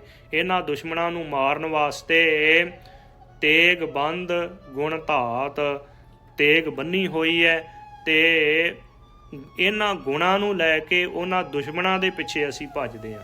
ਕਹਿਣ ਤੋਂ ਭਾਵ ਕਿ ਜਿਹੜੇ ਸ੍ਰੇਸ਼ਟ ਗੁਣ ਨੇ, ਉਹਨਾਂ ਗੁਣਾਂ ਨੂੰ ਲੈ ਕੇ ਸੰਤੋਖ, ਤੇ ਫਿਰ ਪ੍ਰੇਮ ਰੂਪੀ ਤੀਰ, ਫਿਰ ਆਤਮਿਕ ਵਿਸ਼ੈਣੀ ਬੁੱਧੀ, ਇਹ ਕਮਾਨ ਹੈ ਤੇ ਧਨੁਖ ਹੈ। ਫਿਰ ਸ਼ਾਂਤੀ ਹੈ ਸਾਡੇ ਕੋਲ, ਇਹ ਸ਼ਾਂਤੀ ਦੀ ਸਾਂਗ ਬਰਸ਼ੀ ਤੇ ਗਿਆਨ ਹੈ, ਭਗਤੀ ਹੈ। ਇਹ ਜਿਹੜੇ ਐਸੇ ਸ੍ਰੇਸ਼ਟ ਗੁਣ ਨੇ ਨਾ, ਤੋ ਭਗਤੀ ਰੂਪ ਸਾਡੇ ਕੋਲ ਕਿਰਪਾਨ ਹੈ। ਐਸੇ ਜਿਹੜੇ ਸ੍ਰੇਸ਼ਟ ਗੁਣ ਨੇ, ਉਹਨਾਂ ਗੁਣਾਂ ਨੂੰ ਨਾਲ ਲੈ ਕੇ ਤੇ ਕਾਮ ਕ੍ਰੋਧ ਆਦਿਕ ਵਿਕਾਰਾਂ ਨੂੰ ਅਸੀਂ ਖਤਮ ਕਰਦੇ ਹਾਂ। ਜਿਹੜੇ ਦੁਸ਼ਮਣ ਨੇ ਸਾਡੇ, ਕਾਮ ਕ੍ਰੋਧ ਆਦਿਕ ਵਿਕਾਰ, ਐਸੇ ਗੁਣ ਧਾਰਨ ਕੀਤੇ ਹੋਏ। ਵਾਜਾ ਨੀਜਾ ਪਤ ਸਿਓ ਪ੍ਰਗਟ, ਕਰਮ ਤੇਰਾ ਮੇਰੀ ਜਾਤ। ਸਤਨਾਮ ਵਾਹਿਗੁਰੂ ਦਾ ਨਾਮ ਜਪਣਾ ਇਹ ਵਾਜਾ ਹੈ। ਨਿਸ਼ਚੇ ਰੂਪੀ ਨੇਜਾ ਸਾਡੇ ਪਾਸ, ਨਿਸ਼ਚੇ ਰੂਪੀ ਨੇਜਾ ਭਾਵ ਕੇ ਵਰਸ਼ਾ ਫੜਿਆ ਹੋਇਆ ਹੈ।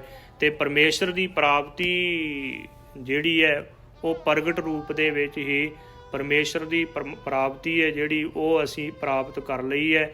ਕਹਿਣ ਤੋਂ ਭਾਵ ਕਿ ਪਰਮੇਸ਼ਰ ਦੀ ਪ੍ਰਾਪਤੀ ਸਾਨੂੰ ਅੰਦਰ ਹਿਰਦੇ ਦੇ ਵਿੱਚ ਹੋ ਗਈ ਹੈ, ਤੇ ਹੁਣ ਪਰਮੇਸ਼ਰ ਸਾਨੂੰ ਜਰਰੇ ਜਰਰੇ ਦੇ ਵਿੱਚ ਸਨਮੁਖ ਸਾਹਮਣੇ ਖੜਾ ਹੀ ਦਿਖਾਈ ਦਿੰਦਾ ਹੈ।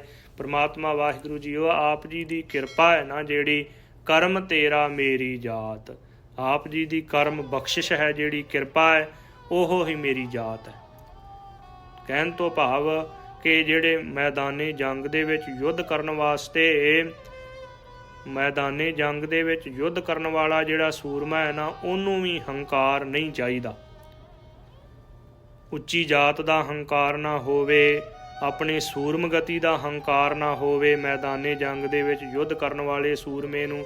ਫਿਰ ਦੂਜੇ ਪਾਸੇ ਇੱਧਰ ਜਿਹੜਾ ਜੋ ਧਰਮ ਦੇ ਵਿਸ਼ੇ ਦੇ ਉੱਪਰ ਜਿਹੜੇ ਬਚਨ ਨੇ, ਸਤਿਗੁਰੂ ਜੀ ਬਚਨ ਕਰਦੇ, ਜਿਹੜਾ ਗੁਰੂ ਕਾ ਸਿੱਖ ਪਰਮਾਤਮਾ ਵਾਹਿਗੁਰੂ ਜੀ ਦੀ ਭਗਤੀ ਕਰਦਾ ਹੈ, ਭਗਤੀ ਸਹਿਤ ਗਿਆਨ ਪ੍ਰਾਪਤ ਕਰਦਾ ਹੈ। ਭਗਤ ਦੇ ਅਰਥ ਨੇ ਭੱਬੇ ਤੋਂ ਭਾਵ ਪ੍ਰੇਮਾ ਭਗਤੀ, ਤੇ ਗੱਗੇ ਤੋਂ ਭਾਵ ਗਿਆਨ, ਤੱਤੇ ਤੋਂ ਭਾਵ ਤਿਆਗ। ਭਗਤ ਜਦੋਂ ਲਿਖੀਏ ਤੇ 3 ਅੱਖਰ ਲਿਖੇ ਜਾਂਦੇ ਨੇ।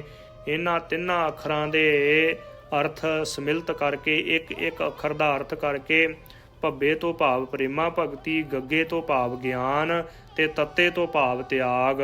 ਜਿਹੜੇ ਭਗਤ ਦੇ ਵਿੱਚ, ਭਗਤੀ ਕਰਨ ਵਾਲੇ ਦੇ ਵਿੱਚ ਇਹ ਗੁਣ ਹੋਣ, ਉਹ ਅਸਲੀ ਭਗਤ ਹੈ। ਇਸ ਕਰਕੇ ਭਗਤੀ ਦੇ ਰਾਹ ਦੇ ਉੱਪਰ ਚੱਲਦਿਆਂ ਹੋਇਆਂ ਅਨੇਕਾਂ ਹੀ ਕਾਮ ਕ੍ਰੋਧ ਆਦਿਕ ਵਿਕਾਰਾਂ ਦੇ ਨਾਲ, ਦੁਸ਼ਟਾਂ ਦੇ ਨਾਲ ਯੁੱਧ ਕਰਨਾ ਪੈਂਦਾ ਹੈ। ਤੇ ਜਿਵੇਂ ਭਗਤ ਕਬੀਰ ਜੀ ਨੇ ਬਚਨ ਕੀਤੇ ਨੇ ਕਿ ਪਰਮਾਤਮਾ ਦੇ ਰਾਹ ਦੇ ਉੱਪਰ ਚੱਲਦਿਆਂ ਹੋਇਆਂ ਸੁਚੇਤ ਬਹੁਤਾ ਜ਼ਿਆਦਾ ਰਹਿਣਾ ਪੈਂਦਾ ਹੈ। ਤੋ ਭਗਤ ਕਬੀਰ ਜੀ ਬਚਨ ਕਰਦੇ ਨੇ ਕਿ ਚਤੁਰਾਈ ਅਤ ਘਣੀ ਹਰ ਜਪ ਹਿਰਦੈ ਮਾਹੇ। ਜੇ ਪ੍ਰਮਾਤਮਾ ਦੇ ਨਾਮ ਨੂੰ ਜਪਣਾ ਹੈ ਨਾ ਹਿਰਦੇ ਦੇ ਵਿੱਚ, ਤੇ ਚਤੁਰਾਈ ਤੇਰੇ ਵਿੱਚ ਬਹੁਤ ਜ਼ਿਆਦੀ ਹੋਣੀ ਚਾਹੀਦੀ ਹੈ। ਇਹ ਨਹੀਂ ਸੰਸਾਰਕ ਚਤੁਰਾਈ ਨਹੀਂ। ਕਬੀਰ ਚਤੁਰਾਈ ਅਤ ਘਣੀ ਹਰ ਜਪ ਹਿਰਦੈ ਮਾਹੇ। ਸੂਰੀ ਉੱਪਰ ਖੇਲਣਾ ਗਿਰਹਿ ਤਾ ਠਾਹਰ ਨਾਹੇ। ਤੇਰੇ ਅੰਦਰ ਗੁਰੂ ਕੇ ਸਿੱਖਾ ਇਹ ਚਤੁਰਾਈ ਹੋਣੀ ਚਾਹੀਦੀ ਹੈ ਕਿ ਹੁਣ ਹਿਰਦੇ ਦੇ ਵਿੱਚ ਕਾਮ ਦਾ ਫੁਰਨਾ ਆਇਆ ਹੈ, ਇਹਨੂੰ ਕਿਹੜੇ ਤਰੀਕੇ ਦੇ ਨਾਲ ਅੰਦਰੋਂ ਦੂਰ ਕਰਨਾ, ਖਤਮ ਕਰਨਾ। ਹੁਣ ਲੋਭ ਦਾ ਫੁਰਨਾ ਆ ਗਿਆ, ਇਹਨੂੰ ਕਿਹੜੇ ਤਰੀਕੇ ਦੇ ਨਾਲ ਜੋ ਗੁਰੂ ਕੇ ਸ਼ਬਦ ਦਾ ਆਸਰਾ ਲੈ ਕੇ ਦੂਰ ਕਰਨਾ। ਹੁਣ ਲੋਭ ਆ ਗਿਆ ਹੈ ਤੇ ਹੁਣ ਮੇਰੇ ਅੰਦਰ ਹੰਕਾਰ ਪੈਦਾ ਹੋ ਰਿਹਾ ਹੈ। ਇਹ ਜਿਹੜੇ ਔਗਣ ਪੈਦਾ ਹੁੰਦੇ ਨੇ ਨਾ, ਉਹਨਾਂ ਨੂੰ ਕੱਟਣ ਵਾਸਤੇ, ਉਹਨਾਂ ਨੂੰ ਦੂਰ ਕਰਨ ਵਾਸਤੇ, ਉਹਨਾਂ ਨੂੰ ਕੱਢਣ ਵਾਸਤੇ ਹਿਰਦੇ ਦੇ ਵਿੱਚ ਜਿਹੜੇ ਫੁਰਨੇ ਆਉਂਦੇ ਨੇ, ਮਨ ਦੇ ਵਿੱਚ ਜਿਹੜੇ ਫੁਰਨੇ ਆਉਂਦੇ, ਉਹਨਾਂ ਨੂੰ ਗੁਰਬਾਣੀ ਦਾ ਆਸਰਾ ਲੈ ਕੇ ਸਤਿਗੁਰੂ ਜੀ ਦੇ ਚਰਨਾਂ ਕਮਲਾਂ ਦੇ ਵਿੱਚ ਅਰਦਾਸ ਬੇਨਤੀ ਕਰਕੇ ਉਹਨਾਂ ਫੁਰਨਿਆਂ ਨੂੰ ਕੱਟਣਾ। ਇਸ ਪ੍ਰਕਾਰ ਦੀ ਚਤੁਰਾਈ ਤੇਰੇ ਅੰਦਰ ਚਾਹੀਦੀ ਹੈ। ਕਈ ਵਾਰ ਦੁਨੀਆ ਦੇ ਲੋਕ ਪਰਮਾਤਮਾ ਦੇ ਭਗਤ ਦੀ ਵਡਿਆਈ ਦੇਖ ਕੇ ਤੇ ਉਹਨੂੰ ਬੇਇੱਜ਼ਤ ਵੀ ਕਰਨਾ ਚਾਹੁੰਦੇ ਹੁੰਦੇ ਨੇ। ਉਹਨਾਂ ਵੱਲੋਂ ਵੀ ਚਤੁਰਾਈ ਰੱਖਣੀ ਹੈ, ਉਹਨਾਂ ਵੱਲੋਂ ਵੀ ਸਾਵਧਾਨ ਰਹਿਣਾ ਹੈ ਕਿ ਫਲਾਨਾ ਮੇਰਾ ਨੁਕਸਾਨ ਨਾ ਕਰੇ। ਫਲਾਨਾ ਕਰਮ ਕਰਨ ਕਰਕੇ ਭਾਵ ਕਿ ਪਰਮਾਤਮਾ ਦੇ ਪਿਆਰੇ ਫੂਕ ਫੂਕ ਕੇ ਪੈਰ ਰੱਖਦੇ ਨੇ, ਬੜੇ ਸਾਵਧਾਨੀ ਦੇ ਨਾਲ ਜਗਤ ਦੇ ਵਿੱਚ ਵਿਚਰਦੇ ਨੇ, ਤੁਰਦੇ ਨੇ, ਕਿਉਂਕਿ ਹਰੇਕ ਪੱਖ ਤੋਂ ਉਹਨਾਂ ਨੂੰ ਡਰ ਹੁੰਦਾ ਹੈ। ਤਾਂ ਹੀ ਤਾਂ ਭਗਤ ਫਰੀਦ ਜੀ ਨੇ ਬਚਨ ਕੀਤੇ ਨੇ ਕਿ ਪਰਮਾਤਮਾ ਦੀ ਭਗਤੀ ਕਰਦਿਆਂ ਹੋਇਆਂ ਤੇਰੇ ਚਾਰੇ ਹੀ ਪਾਸੇ ਦੁਸ਼ਮਣ ਨੇ। ਇਸ ਕਰਕੇ ਗੁਰੂ ਕੇ ਸਿੱਖਾ ਭਗਤ ਜਨੋ, ਗੁਰੂ ਕੇ ਸਿੱਖੋ ਸਾਵਧਾਨ ਰਹੋ, ਕਿਉਂਕਿ ਫਾਹੀ ਵਾਲ 50 ਇਹੋ ਤਨ ਲਹਿਰੀ ਗੱਡ ਥੀਆ ਸੱਚੇ ਤੇਰੀ ਆਸ। ਇਸ ਪ੍ਰਕਾਰ ਦੇ ਵਚਨ ਕਹੇ ਨੇ ਭਗਤ ਫਰੀਦ ਜੀ ਨੇ ਕਿ ਸਰਵਰ ਪੰਖੀ ਹੇਕੜੋ ਫਾਹੀ ਵਾਲ 50। ਇਹ ਸੰਸਾਰ ਸਮੁੰਦਰ ਦੇ ਉੱਤੇ ਜੀਵ ਰੂਪ ਪੰਛੀ ਕੱਲਾ ਹੈ ਤੇ ਇਹਨੂੰ ਫਾਹੀਆਂ ਪਾਉਣ ਵਾਲੇ ਹਜ਼ਾਰਾਂ ਨੇ। ਫਾਹੀ ਵਾਲ 50 ਜੋ ਬਾਹਰੀ ਦੁਸ਼ਮਣ ਨੇ ਤੇ ਅੰਦਰ ਵੀ ਦੁਸ਼ਮਣ ਨੇ। ਅੰਦਰ ਕਾਮ, ਕ੍ਰੋਧ ਆਦਿਕ, ਨਿੰਦਿਆ, ਚੁਗਲੀ, ਈਰਖਾ, ਬਖੀਲੀ। ਤੋ ਕਈ ਵਾਰ ਸਾਡੀ ਕੋਈ ਵਡਿਆਈ ਕਰ ਦੇਵੇ ਤੇ ਹਿਰਦੇ ਦੇ ਵਿੱਚ ਹੰਕਾਰ ਪੈਦਾ ਹੁੰਦਾ ਹੈ। ਜੇ ਸਾਨੂੰ ਕੋਈ ਕਠੋਰ ਬਚਨ ਕਹਿ ਦੇਵੇ ਤੇ ਫਿਰ ਅਸੀਂ ਉਹਦੇ ਨਾਲ ਲੜਨ ਵਾਸਤੇ ਤਿਆਰ ਹੋ ਜਾਂਦੇ ਹਾਂ ਬੜੀ ਛੇਤੀ।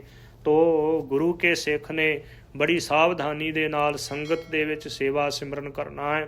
ਤੋ ਇਸ ਪ੍ਰਕਾਰ ਸਤਿਗੁਰੂ ਜੀ ਬਚਨ ਕਰਦੇ ਨੇ ਕਿ ਭਗਤ ਫਰੀਦ ਜੀ ਨੇ ਜੋ ਬਚਨ ਕੀਤੇ ਕਿ ਸਰਵਰ ਪੰਖੀ ਹੇਕੜੋ ਫਾਹੀ ਵਾਲ 50।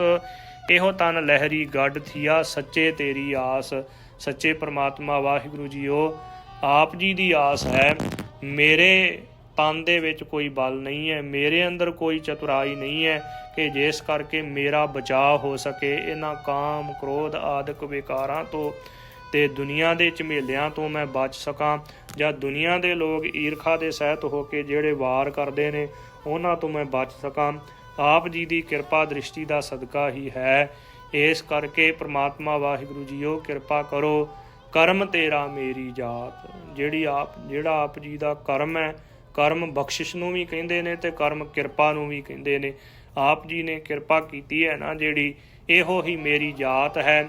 ਤੇ ਜਿਹੜੀ ਸੰਸਾਰਕ ਜਾਤ ਹੈ ਨਾ, ਉਹਦੇ ਹੰਕਾਰ ਨੂੰ ਮੈਂ ਹਿਰਦੇ ਦੇ ਵਿੱਚੋਂ ਤਿਆਗ ਦਿੱਤਾ। ਆਪ ਜੀ ਦੀ ਬਖਸ਼ਿਸ਼ ਹੀ, ਜਿਹੜੀ ਆਪ ਜੀ ਦੀ ਬਖਸ਼ਿਸ਼ ਹੈ, ਉਹ ਹੀ ਮੇਰੀ ਜਾਤ ਹੈ। ਬਾਕੀ ਜਾਤ ਪਾਤ ਦੇ ਹੰਕਾਰ ਨੂੰ ਮੈਂ ਤਿਆਗ ਦਿੱਤਾ ਹਿਰਦੇ ਦੇ ਵਿੱਚੋਂ। ਬਾਬਾ ਹੋਰ ਚੜਨਾ ਖੁਸ਼ੀ ਖੁਆਰ। ਬਾਬਾ ਪਿਤਾ ਜੀਓ ਪਰਮੇਸ਼ਰ ਨੂੰ ਭੁੱਲ ਕੇ ਤੇ ਹੋਰ ਚੰਗੀਆਂ ਸਵਾਰੀਆਂ ਦੇ ਉੱਤੇ ਸਵਾਰ ਹੋਣਾ, ਇਹ ਖੁਸ਼ੀ ਦੇ ਵਿੱਚ ਖੁਆਰ ਹੀ ਹੋਣਾ, ਦੁਖੀ ਹੀ ਹੋਣਾ ਹੈ। ਚੰਗੀਆਂ ਸਵਾਰੀਆਂ ਦੇ ਉੱਤੇ ਸਵਾਰ ਹੋਣਾ, ਇਹ ਖੁਸ਼ੀ ਦੇ ਵਿੱਚ ਖੁਆਰ ਹੀ ਹੋਣਾ ਹੈ। ਜਿਤ ਚੜਿਆ ਤਨ ਪੀੜੀਆ ਮਨ ਮਹਿ ਚਲ ਹੈ ਵਿਕਾਰ। ਜਿਨ੍ਹਾਂ ਸਵਾਰੀਆਂ ਦੇ ਉੱਪਰ ਚੜ੍ਹਨ ਦੇ ਨਾਲ ਤਨ ਨੂੰ ਪੀੜਿਆ ਜਾਂਦਾ ਹੈ, ਜਿਨ੍ਹਾਂ ਸਵਾਰੀਆਂ ਦੇ ਉੱਪਰ ਚੜ੍ਹਨ ਕਰਕੇ ਸਰੀਰ ਹੰਕਾਰ ਦੇ ਵਿੱਚ ਪੀੜਿਆ ਜਾਂਦਾ ਹੈ। ਤੋ ਕਹਿਣ ਤੋਂ ਭਾਵ ਕਿ ਪਹਿਲਾਂ ਤਾਂ ਬਿਰਤੀ ਸਮ ਹੁੰਦੀ ਹੈ, ਜਦੋਂ ਕੋਈ ਸੁੰਦਰ ਵਸਤੂ ਪ੍ਰਾਪਤ ਹੋ ਜਾਵੇ ਤੋ ਵੱਡੀ ਵਸਤੂ ਪ੍ਰਾਪਤ ਹੋ ਜਾਵੇ, ਉਹਦੇ ਉੱਤੇ ਸਵਾਰੀ ਕਰੀਏ ਤੇ ਹੰਕਾਰ ਦੀ ਪੀੜਾ ਸ਼ੁਰੂ ਹੋ ਜਾਂਦੀ ਹੈ। ਹੰਕਾਰ ਬਹੁਤ ਤਰ੍ਹਾਂ ਜੋ ਜੀਵ ਨੂੰ ਭਰਮਾਉਣਾ ਚਾਹੁੰਦਾ ਹੈ। ਇਸ ਕਰਕੇ ਜਿਹੜੀ ਹੰਕਾਰ ਦੀ ਪੀੜਾ ਹੈ ਨਾ, ਉਹ ਪੈਦਾ ਹੋ ਜਾਂਦੀ ਮਨ ਦੇ ਵਿੱਚ, ਤੇ ਮਨ ਦੇ ਵਿੱਚ ਕਾਮ ਆਦਿਕ, ਹੰਕਾਰ ਆਦਿਕ ਅਨੇਕਾਂ ਹੀ ਵਿਕਾਰ ਪੈਦਾ ਹੋ ਜਾਂਦੇ ਨੇ ਕਿ ਦੂਜੇ ਦੇ ਕੋਲ ਇਹ ਵਸਤੂਆਂ ਨਹੀਂ, ਮੇਰੇ ਕੋਲ ਨੇ। ਤੇ ਇਸ ਪ੍ਰਕਾਰ ਦੇ ਅਨੇਕਾਂ ਹੀ ਹੰਕਾਰ ਅਭਿਮਾਨ ਪੈਦਾ ਹੋ ਜਾਂਦੇ ਨੇ। ਤੋ ਸਤਿਗੁਰੂ ਜੀ ਨੇ ਜਦੋਂ ਇਹ ਬਚਨ ਕਹੇ ਤੇ ਸਤਿਗੁਰੂ ਜੀ ਦੇ ਪਿਤਾ ਕਹਿਣ ਲੱਗੇ ਕਿ ਤੁਹਾਡੇ ਵਾਸਤੇ ਅਸੀਂ ਸੋਹਣਾ ਘਰ ਬਣਾਇਆ ਹੈ। ਹਾਂਜੀ, ਅੱਗੇ ਆ ਰਹੇ ਨੇ ਬਚਨ।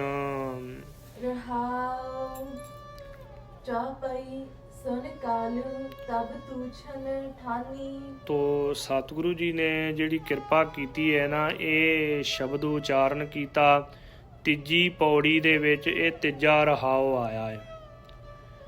ਹਰੇਕ ਪੰਕਤੀ ਦੇ ਵਿੱਚ ਸਤਿਗੁਰੂ ਜੀ ਨੇ ਇਹ ਕਿਰਪਾ ਕੀਤੀ ਕਿ ਹੋਰ ਚੜ੍ਹਨਾ ਖੁਸ਼ੀ ਖਵਾਰ, ਹੋਰ ਖਾਣਾ ਖੁਸ਼ੀ ਖਵਾਰ। ਇੱਥੇ ਬਚਨ ਆਇਆ ਤੀਜੀ ਪੌੜੀ ਦੇ ਵਿੱਚ ਕਿ ਹੋਰ ਚੜ੍ਹਨਾ ਖੁਸ਼ੀ ਖਵਾਰ, ਜਿਤ ਚੜ੍ਹਿਆ ਤਨ ਪੀੜੀਐ ਮਨ ਮਹਿ ਚੱਲਹਿ ਵਿਕਾਰ। ਵਿਕਾਰਾਂ ਨੂੰ ਕੱਟਣ ਵਾਸਤੇ ਗੁਰੂ ਕੇ ਸਿੱਖ ਦੇ ਹਿਰਦੇ ਦੇ ਵਿੱਚੋਂ ਮਾਰ ਮਾਰ ਕੇ ਵਿਕਾਰ ਕੱਢਣ ਵਾਸਤੇ, ਉਪਦੇਸ਼ ਰੂਪੀ ਤੀਰ ਮਾਰ ਮਾਰ ਕੇ ਵਿਕਾਰ ਕੱਢਣ ਵਾਸਤੇ ਸਤਿਗੁਰੂ ਜੀ ਨੇ ਇਹ ਬਚਨ ਕੀਤੇ। ਤੋ ਕਹਿਣ ਤੋਂ ਭਾਵ ਕਿ ਗੁਰਸਿੱਖ ਨੂੰ ਇਹ ਕਿਹਾ ਹੈ ਕਿ ਗੁਰੂ ਕੇ ਸਿੱਖਾ ਸੋਹਣੀ ਪੁਸ਼ਾਕ ਆ ਜਾਵੇ, ਸੋਹਣਾ ਖਾਣਾ ਤੇਰੇ ਕੋਲ ਆ ਜਾਵੇ, ਤੇ ਚੜ੍ਹਨ ਵਾਸਤੇ ਸੋਹਣੀਆਂ ਅਸਵਾਰੀਆਂ ਆ ਜਾਣ। ਕਿਸੇ ਵੀ ਪ੍ਰਕਾਰ ਹੰਕਾਰ ਨਹੀਂ ਕਰਨਾ, ਤੇਰੇ ਹਿਰਦੇ ਦੇ ਵਿੱਚੋਂ ਹੰਕਾਰ ਮਾਰ ਮਾਰ ਕੇ ਕੱਢ ਦੇਣਾ ਹੈ। ਇਹ ਸਤਿਗੁਰੂ ਜੀ ਸ਼ਬਦ ਰੂਪ ਤੀਰ ਮਾਰਦੇ ਨੇ ਸਾਡੇ ਹਿਰਦੇ ਦੇ ਵਿੱਚੋਂ ਹੰਕਾਰ ਵਿਕਾਰ ਕੱਢਣ ਵਾਸਤੇ। ਇਸ ਕਰਕੇ ਸਤਿਗੁਰੂ ਜੀ ਨੇ ਹਰੇਕ ਪੌੜੀ ਦੇ ਨਾਲ ਰਹਾਉ ਦਿੱਤਾ ਹੈ ਕਿ ਗੁਰੂ ਕੇ ਸਿੱਖਾ ਇਹ ਉਪਦੇਸ਼ ਨੂੰ ਆਪਣੇ ਹਿਰਦੇ ਰੂਪ ਖੇਤੀ ਦੇ ਵਿੱਚ, ਹਿਰਦੇ ਰੂਪ ਜ਼ਮੀਨ ਦੇ ਵਿੱਚ ਬੀਜ ਲੈ। ਰਹਾਉ ਬੀਜ ਲੈਣਾ ਕਰ, ਪੱਕੇ ਤੌਰ ਤੇ ਧਾਰਨ ਕਰ ਲੈ। ਇਹ ਜਿਹੜਾ ਰਹਾਉ ਹੈ ਨਾ, ਰਹਾਉ ਸ਼ਬਦ ਦਾ ਕੇਂਦਰੀ ਭਾਵ ਹੈ। ਸਾਰੇ ਸ਼ਬਦ ਦਾ ਸਿੱਟਾ ਸਿਧਾਂਤ ਨਿਚੋੜ ਰਹਾਉ ਦੀ ਪੰਕਤੀ ਦੇ ਵਿੱਚ ਹੁੰਦਾ ਹੈ। ਰਹਾਉ ਤੋਂ ਭਾਵ ਹੈ ਗੁਰੂ ਕੇ ਸਿੱਖਾ ਟਿਕਾ ਲੈ ਇਹ ਉਪਦੇਸ਼ ਨੂੰ, ਆਪਣੇ ਹਿਰਦੇ ਰੂਪ ਖੇਤੀ ਦੇ ਵਿੱਚ ਇਹ ਉਪਦੇਸ਼ ਨੂੰ ਬੀਜ ਲੈ, ਪੱਕੇ ਤੌਰ ਤੇ ਧਾਰਨ ਕਰ ਲੈ ਗੁਰੂ ਕੇ ਸਿੱਖਾ। ਇਹ ਗੁਰੂ ਕਾ ਉਪਦੇਸ਼ ਪਾਵਨ ਉਪਦੇਸ਼ ਹੈ ਅਤੇ ਇਹਨੂੰ ਆਪਣੇ ਹਿਰਦੇ ਦੇ ਵਿੱਚ ਵਸਾ। ਹਾਂਜੀ। ਚੌਪਈ ਸੁਨ ਕਾਲੂ ਤਬ ਤੂਛਨ ਠਾਨੀ। ਜਦੋਂ ਬਾਬਾ ਕਲਿਆਣ ਚੰਦ ਜੀ ਨੇ ਸਤਿਗੁਰੂ ਸ੍ਰੀ ਗੁਰੂ ਨਾਨਕ ਦੇਵ ਜੀ ਦੇ ਸੁਭਾਇਮਾਨ ਮੁਖਾਰ ਬਿੰਦ ਤੋਂ ਇਹ ਬਚਨ ਸੁਣੇ ਤੇ ਚੁੱਪ ਧਾਰਨ ਕਰ ਲਈ। ਹਿਤ ਕਰ ਤ੍ਰਿਪਤਾ ਬੋਲੀ ਬਾਣੀ। ਮਾਤਾ ਤ੍ਰਿਪਤਾ ਜੀ ਬਹੁਤ ਜ਼ਿਆਦਾ ਪ੍ਰੇਮ ਦੇ ਸਹਿਤ ਹੋ ਕੇ ਬਚਨ ਬੋਲੇ, ਕਹਿਣ ਲੱਗੇ ਸੁਨ ਸੁਤ ਹਿਰਦੇ ਮੋਹ ਤਬ ਨਾਹੀ। ਹੇ ਪੁੱਤਰ ਜੀਓ, ਤੁਹਾਡਾ ਹਿਰਦਾ ਐਸਾ ਨਿਰਮੋਹੀ ਹੋ ਗਿਆ, ਐਸਾ ਨਿਰਮੋਹੀ ਹੋ ਗਿਆ ਕਿ ਪਰਿਵਾਰ ਦਾ ਮੋਹ ਹੀ ਨਹੀਂ ਹੈ ਤੁਹਾਡੇ ਹਿਰਦੇ ਦੇ ਵਿੱਚ। ਮਿਲਹੁ ਕੁਟੰਬ ਚਲਹੁ ਘਰ ਮਾਹੀ। ਚਲੋ ਜਾ ਕੇ ਪਰਿਵਾਰ ਨੂੰ ਮਿਲੋ, ਜਾਂ ਪਰਿਵਾਰ ਨੂੰ ਇੱਥੇ ਲੈ ਕੇ ਆਓ, ਤੇ ਜਿਹੜਾ ਇੱਥੇ ਪਰਿਵਾਰ ਹੈ ਉਹਨਾਂ ਨੂੰ ਇੱਥੇ ਮਿਲੋ, ਤੇ ਜਿਹੜਾ ਪਰਿਵਾਰ ਤੁਹਾਡੇ ਸਹੁਰੇ ਘਰ ਦੇ ਵਿੱਚ ਹੈ ਉਥੋਂ ਉਹਨਾਂ ਨੂੰ ਲੈ ਕੇ ਆਓ। ਸਾਰਾ ਪਰਿਵਾਰ ਇਕੱਤਰ ਹੋ ਕੇ ਇਕੱਠੇ ਹੋ ਕੇ ਰਹੀਏ ਜੀ। ਬੇਦੀ ਅਪਰ ਸਨੇਹੀ ਸਭ ਹੀ। ਬੇਦੀ ਕੁਲ ਦੇ ਹੋਰ ਬਹੁਤ ਜ਼ਿਆਦਾ ਸਨੇਹੀ ਨੇ, ਚਾਚੇ ਤਾਏ ਇਤ ਆਦਿਕ ਤੁਹਾਡੇ ਨਾਲ ਜਿਹੜੇ ਬਾਲਕ ਛੋਟੇ ਹੁੰਦਿਆਂ ਖੇਲਦੇ ਰਹੇ ਨੇ, ਉਹ ਵੀ ਤੁਹਾਨੂੰ ਯਾਦ ਕਰਦੇ ਰਹਿੰਦੇ ਨੇ। ਉਹਨਾਂ ਦੇ ਨਾਲ ਵੀ ਮਿਲੋ, ਗੱਲਾਂ ਬਾਤਾਂ ਕਰੋ ਅਤੇ ਖੁਸ਼ੀ ਦੇ ਸਹਿਤ ਆਪਣੇ ਨਗਰ ਦੇ ਵਿੱਚ ਰਹੋ, ਘਰ ਦੇ ਵਿੱਚ ਰਹੋ ਜੀ। ਸਾਰੇ ਸੁੱਖ ਦਿੱਤੇ ਨੇ ਪ੍ਰਮਾਤਮਾ ਨੇ। ਕਰਤ ਉਡੀਕ ਆਏ ਹੈ ਕਬ ਹੀ। ਤੋ ਸਾਰੇ ਹੀ ਉਡੀਕ ਕਰਦੇ ਰਹਿੰਦੇ ਨੇ। ਮੈਂ ਪੁੱਤਰ ਤੁਹਾਡੀ ਉਡੀਕ ਕਰਦੀ ਰਹਿੰਦੀ ਹਾਂ ਕਿ ਕਦੋਂ ਆਉਣਗੇ, ਕਦੋਂ ਆਉਣਗੇ। ਬੜੇ ਲੰਮੇ ਸਮੇਂ ਤੋਂ ਬਾਅਦ 12 ਸਾਲਾਂ ਬਾਅਦ ਤੁਸੀਂ ਨਗਰ ਦੇ ਵਿੱਚ ਆਏ। ਫਿਰ ਵੀ ਨਗਰ ਤੋਂ ਬਾਹਰ ਜੋ ਬਾਬਾ ਚੰਦਰਭਾਨ ਜੀ ਦੇ ਖੂਹ ਦੇ ਉੱਪਰ ਹੀ ਬੈਠੇ ਹੋ। ਬਾਬਾ ਚੰਦਰਭਾਨ ਜੋ ਸ਼ਾਇਦ ਪਿਛਲੀ ਕਥਾ ਦੇ ਵਿੱਚ ਮੈਂ ਤੇਜਭਾਨ ਕਹਿ ਦਿੱਤਾ ਸੀ, ਬਾਬਾ ਚੰਦਰਭਾਨ ਹੈ ਜੋ ਭਾਈ ਬਾਲਾ ਜੀ ਦੇ ਪਿਤਾ ਜੀ ਦਾ ਨਾਮ। ਇਸ ਕਰਕੇ ਜੋ ਬਾਬਾ ਚੰਦਰਭਾਨ ਜੀ ਦੇ ਖੂਹ ਦੇ ਉੱਪਰ ਸਤਿਗੁਰੂ ਸ੍ਰੀ ਗੁਰੂ ਨਾਨਕ ਦੇਵ ਜੀ ਆਏ ਬੈਠੇ ਤੇ ਜੋ 12 ਸਾਲਾਂ ਬਾਅਦ ਆਏ ਸਨ। ਇਸ ਕਰਕੇ ਮਾਤਾ ਜੀ ਬੜੇ ਤਰਲੇ ਦੇ ਸਹਿਤ ਕਹਿ ਰਹੇ ਨੇ ਕਿ ਪੁੱਤਰ ਜੀਓ ਬੜੇ ਲੰਮੇ ਸਮੇਂ ਬਾਅਦ ਤੁਸੀਂ ਨਗਰ ਦੇ ਵਿੱਚ ਆਏ ਹੋ। ਤਦ ਪਾਛੇ ਘਰ ਰੁਚਿਰ ਬਨਾਵਾ, ਤੇਰੇ ਪਿੱਛੋਂ ਬਹੁਤ ਜ਼ਿਆਦਾ ਸੁੰਦਰ ਘਰ ਬਣਾ ਲਿਆ ਹੈ, ਮਹਿਲਾਂ ਜੈਸਾ। ਤਾਂ ਪਰ ਹਮ ਬਹੁ ਦਰਬ ਲਗਾਵਾ, ਉਹ ਤਾਂ ਘਰ ਦੇ ਉੱਪਰ ਅਸੀਂ ਬਹੁਤਾ ਜ਼ਿਆਦਾ ਧਨ ਲਾਇਆ ਹੈ, ਧਨ ਖਰਚ ਕੀਤਾ। ਚਲ ਹੋ ਤਾਤ ਅਬ ਤੰਕ ਹੋ ਦੇਖੋ, ਹਾਂਜੀ ਚਲੋ ਤਾਤ ਅਬ ਤਾਂ ਕੋ ਦੇਖੋ। ਉਹ ਜਿਹੜਾ ਘਰ ਬਣਾਇਆ ਹੈ ਨਾ ਪੁੱਤਰ ਜੀ, ਉਹ ਚਲੋ ਉਹ ਘਰ ਦੇ ਵਿੱਚ ਚਰਨ ਪਾਓ ਤੇ ਘਰ ਦੇਖੋ ਬੜਾ ਸੁੰਦਰ ਬਣਿਆ ਹੈ। ਜਿਹੇ ਮੈਂ ਬੈਠਤ ਹਰਖ ਵਿਛੇਖੋ, ਜਿਸ ਸੁੰਦਰ ਘਰ ਦੇ ਵਿੱਚ ਬੈਠ ਕੇ ਬਹੁਤ ਜ਼ਿਆਦਾ ਖੁਸ਼ੀ ਪ੍ਰਾਪਤ ਹੁੰਦੀ ਹੈ ਹਿਰਦੇ ਦੇ ਵਿੱਚ। ਸੋ ਬਨਵਾਏ ਤੁਮਰੇ ਹੇਤਾ, ਉਹ ਤੁਹਾਡੇ ਵਾਸਤੇ ਹੀ ਬਣਵਾਇਆ ਹੈ ਘਰ।